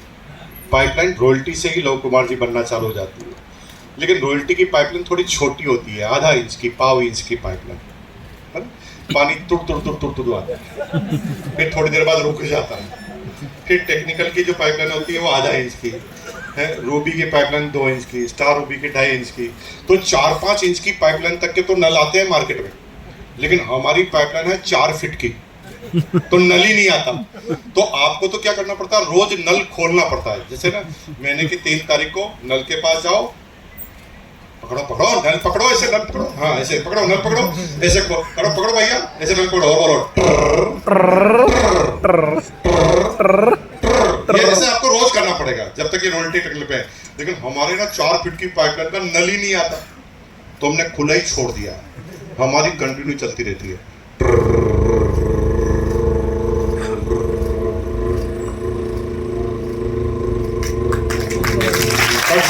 कंटिन्यू चालू रहती है। पैसा पैसे से परेशान हो जाते हैं, क्योंकि पैसा शुरुआत में कमाना ही मुश्किल होता है, बाद में तो कमाना थोड़ी पड़ता है। पैसा ही पैसे को कमाता है। पैसे को बैंक में डाल दो तो बैंक वाले इंटरेस्ट देते हैं, पैसे को म्यूचुअल फंड में डाल दो तो म्यूचुअल फंड वाले फिर प्रॉफिट देते हैं, शेयर में डाल दो तो शेयर में प्रॉफिट हो जाता है, दुकान खरीदो तो उसकी रेट बढ़ जाती है, प्लॉट खरीदो तो उसकी रेट बढ़ जाती है, खेत खरीदो तो उसकी रेट बढ़ जाती है, और सोना खरीदो तो सोने की रेट बढ़ जाती है। साला पैसा एक बार आ गया तो पैसा ही पैसे को कमाता है, फिर आपको कुछ नहीं कमाना। इसलिए ये करोड़पति बनना बहुत मुश्किल काम है, अरबपति बनना बहुत आसान, बहुत आसान काम है। एक बार साइकिल घूम गया तो पैसा ही पैसे को कमा देता है। और ये सारे लोग है ना, ये इसी तरह की पाइपलाइन बनाते हैं। जो काम कर लिया ना वो ऑटोमेटेड कर देते हैं, फिर बस अपने आप काम होता रहता है। फिर वो रोज शादी में अटेंड करे, मिर्ची बड़ा खाए, कोई फर्क नहीं पड़ता, उनका काम कंटिन्यू चलता रहता है। You have to decide, pipeline या नल, पाइपलाइन या कुआं। बोलो, पाइपलाइन या कुआं? पाइपलाइन। कितने लोग जो चाहते हैं कि जीवन में पाइपलाइन लगे? हाथ, मन से हाथ खड़ा करो यार, अल्लाह ताला भगवान देख रहा है। मन से खड़ा करो, दोनों हाथ खड़ा करो और एक बार बोलो यस। अगर ये पाइपलाइन आपको बनानी है ना, तो आज मैं आपको उसके कुछ सिद्धांत बता देता हूँ। थोड़ा सा ये ध्यान रखना पाइपलाइन बनाते वक्त, क्योंकि 90% लोगों को पाइपलाइन बनाते वक्त कुछ पता ही नहीं चलता कि क्या कर रहे हैं। ये पाइपलाइन इतनी आसान नहीं है। ये पाइपलाइन उसी तरह से कठिन है जैसे बिसलपुर डैम से पानी को जयपुर में लाया गया। ये पाइपलाइन एक दिन में नहीं बनेगी। किसी ने सोचा, मुख्यमंत्री ने, कि हम बिसलपुर से पानी लाएंगे, अगले दिन आ गया? ऐसा कभी हुआ है? एक ने सोचा, पहले सोचो, सोचने के बाद प्रोजेक्ट रिपोर्ट तैयार करो। प्रोजेक्ट मतलब सपनों की लिस्ट बनाओ, फिर आदमियों की लिस्ट बनाओ, और प्रोजेक्ट तैयार कर लिया एक बार तो फिर काम, वर्क ऑर्डर जारी करो कि मुझे आज से काम करना है। ये काम जब करोगे ना तो ये काम बड़ी आसानी से नहीं होने वाला। ठेकेदार के साथ जो जो चैलेंज आते हैं वो तुम्हारे साथ आएंगे। ठेकेदार के साथ क्या चैलेंज आता है पता है? वो बेचारा जो ही काम करना चालू करता है, गड्ढा खोदता है, गड्ढा खोदता है, एकदम बेमौसम बारिश आती है, गड्ढा फिर भर जाता है। ये आपके साथ भी होगा। तुम घर पे जाओगे, पड़ोसी को ना रात को चार्ज करोगे, सुबह आके दूसरा पड़ोसी डिस्चार्ज कर जाएगा। सेम टू सेम आपके साथ होगा जो ठेकेदार के साथ होता है। लेकिन ठेकेदार को पता होता है रूल क्या है। ठेकेदार क्या करता है? गड्ढा खोदने के बाद है ना, बेचारा पहला पाइपलाइन इंस्टॉल करता है, पहला पाइप लगाया, सुबह देखता तो पाइप ही गायब। तुम्हारे साथ भी होगा, जिस आदमी को तुमने ज्वाइन कराया वही गायब। ठेकेदार के साथ भी होता है, लेकिन ठेकेदार को रूल पता है। चोरी रोज नहीं होती, बेमौसम बारिश रोज नहीं आती। साला मैं रेगुलर करता जाऊंगा, करता जाऊंगा, करता जाऊंगा, करता जाऊंगा, एक दिन पाइपलाइन बनकर तैयार हो जाएगी और तब जाकर बनती है पाइपलाइन। कुछ लोग ऐसे भी हैं, 3 आदमी मना कर देंगे, वो डिसीजन नहीं बदलने का, क्योंकि 3 आदमी के जो ही जाओगे, आरसीएम तू भी, मैं तो 13 साल पहले हो गया, तू अब हुआ, मेरे तो कुछ नहीं आया, तेरे कैसे आएगा? भैया समझे बगैर तुम जब किसी चीज की बात करोगे ना, 90% लोगों को आरसीएम का नाम पता है जयपुर में, थ्रू इंडिया में। इंडिया में किसी को बोलोगे आरसीएम, नाम पता है सबको, लेकिन नाम पता होना और पहचानने में अंतर है, जानने में अंतर है। पता तो सबको है आरसीएम। अच्छा, किसको पता है कि अमिताभ बच्चन है? हाथ खड़ा करो। अमिताभ बच्चन का नाम किसने सुना? पता है ना सबको अमिताभ बच्चन। अच्छा बताओ, उसके मकान में कितने कमरे हैं? ये दोनों ही अंतर इस तरह से। आरसीएम सबको पता है, लेकिन आरसीएम के अंदर कमरे कितने हैं वो आपको और मुझे पता है, बाहर वालों को पता नहीं है। उनको ले जाके दिखाना पड़ेगा। एक दिन में नहीं होगा, वो कंटिन्यू करना पड़ेगा। हम यहाँ पर क्या कर रहे हैं? हम यहाँ पर आपको बता रहे हैं कि आरसीएम के अंदर क्या है, और बाहर वाले बताएंगे आरसीएम के बाहर क्या है। दोनों में अंतर है। कंटिन्यू हमें यहाँ आना पड़ेगा, क्योंकि जब कंटिन्यू आएंगे तो काम होगा। जो दिखता है वो बिकता है, बिकता उसका है जो बोलता है, और बार बार उसका बिकता है तो सच बोलता है। ये 3 महत्वपूर्ण बात है। और 3 इसके बाद महत्वपूर्ण बात क्या है? माहौल में रहना है, माहौल बनाना है और माहौल में लेकर आना है। सबसे पहले खुद माहौल में रहिए। आज के बाद तुम्हें आरसीएम कम चल रहा है, ज्यादा चल रहा है, मुझे कोई पता नहीं चलता और मुझे पता भी नहीं है, और तुम्हें परेशान होने की जरूरत नहीं। कम भी चल रहा है ना तो माहौल में आते रहना, क्योंकि माहौल में आते आते तुम्हारे दिमाग में क्या अंतर आएगा तुम्हें खुद को ही पता। आज दुनिया में कई ऐसे मेरे दोस्त हैं जो मेरे पढ़ाई में मेरे से ज्यादा होशियार थे, लेकिन जीवन की हकीकत में वो बहुत ज्यादा कामयाब नहीं है। मेरे 10 दोस्त थे, 10 में से 9 वेल क्वालिफाइड, उसमें से 4 अमेरिका में, लेकिन मैं मतलब इतना पढ़ाई में कमजोर था कि मैं व्यवहार इतना समझता था कि लोगों के साथ हेल्पफुल नेचर का था। तो सारे के सारे दोस्त तो मेरे बने रहे लाइफ टाइम तक, लेकिन शुरू से ही लगा था कि ये पैसे वाले बहुत ज्यादा बन जाएंगे। लेकिन आज मेरा कोई भी दोस्त मेरे से 15% भी नहीं कमाता। क्यों? क्योंकि मैंने कॉमन सेंस का काम किया, उन्होंने दिमाग से किया। तो दिमाग से कुछ होने वाला नहीं, हमें ऐसा सोर्स ढूंढना पड़ेगा कि ज्यादा से ज्यादा दिमाग वाले आदमी हमारी टीम में आए। ये कंटिन्यू करना पड़ेगा, और ये एक ही सिस्टम में है, डायरेक्ट सेलिंग, वो भी है आरसीएम में। R for Indian rate, C for Indian culture, M for Indian maturity. कंपनियां कहीं में मार्केट में मिलेगी, लेकिन इंडियन रेट के प्रोडक्ट लाने वाली कोई नहीं मिलेगी। Are for Indian rate. Direct selling में लूटने का सिस्टम होता है। डायरेक्ट सेलिंग में जो चीज मार्केट में 10 रुपए की मिलती है उसकी रेट 100 रुपए रखी जाती है। ये पूरे विश्व की पहली ऐसी कंपनी है जो रेट मार्केट में है वही रेट आरसीएम के अंदर है, कोई भी चीज ज्यादा नहीं। अगर 10 रुपए का साबुन आरसीएम में है तो 100 रुपए का भी, 80 रुपए का भी। क्या पूरी दुनिया की कोई कंपनी सोच सकती है कि 18-20 रुपए किलो का नमक डायरेक्ट सेलिंग में डालकर उसका 45% वापस बांटा जा सकता है पीवी का? है संभव? कोई सपने में सोचे तो अटैक आ जाए।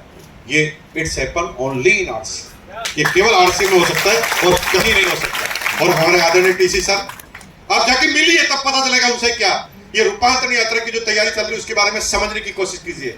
अभी तक आरसीएम को लोग बात सोचते हैं बनने बनाने और पैसे कमाने का सिस्टम। हम इस दौड़ में रहना ही नहीं चाहते, हम किसी कंपनी से तुलना करना ही नहीं चाहते, हम रूपांतरण करना चाहते हैं, रूप को ही बदलना चाहते हैं। आरसीएम में देशभक्त लोग होते हैं, देश भावना से प्रेरित लोग होते हैं।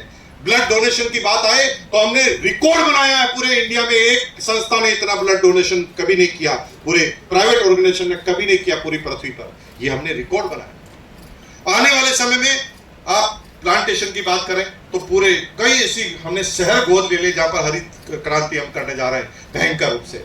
एम्बुलेंस को रास्ता देने के लिए हम बहुत बड़े अवेयरनेस के कैंपेन को चलाने वाले हैं। तो हम बेसिकली सिर्फ पैसा कमाना नहीं सिखा रहे, हम इंसान बनना सिखा रहे हैं। इंसान बन गया तो पैसा अपने आप आता रहेगा। मैं बहुत बहुत धन्यवाद देना चाहता हूं आपका कि मैंने 45 मिनट बोलकर 2 घंटे का वक्त आपका लिया। आई एम सॉरी टू से, लेकिन आपने ही देखो आपकी गलती, बार बार आपने बढ़ाया कि 15 मिनट को बढ़ा दो, 15 मिनट बढ़ा दो, 2 घंटे में लगातार बात की। मैं अगेन अभिलाष जी का बहुत बहुत धन्यवाद अर्पित करना चाहता हूँ कि अभिलाष जी ने मुझे यहाँ बुलाने के लिए आमंत्रित किया। और ये बहुत ब्यूटीफुल लोग आप बैठे हैं, और जयपुर में आने के बाद मैं अच्छा और सबसे अच्छा महसूस कर रहा हूँ। बहुत बहुत धन्यवाद आपका। और to Abhilash sir, please come on the stage. एक बार जोरदार ताली अभिलाष सर के लिए।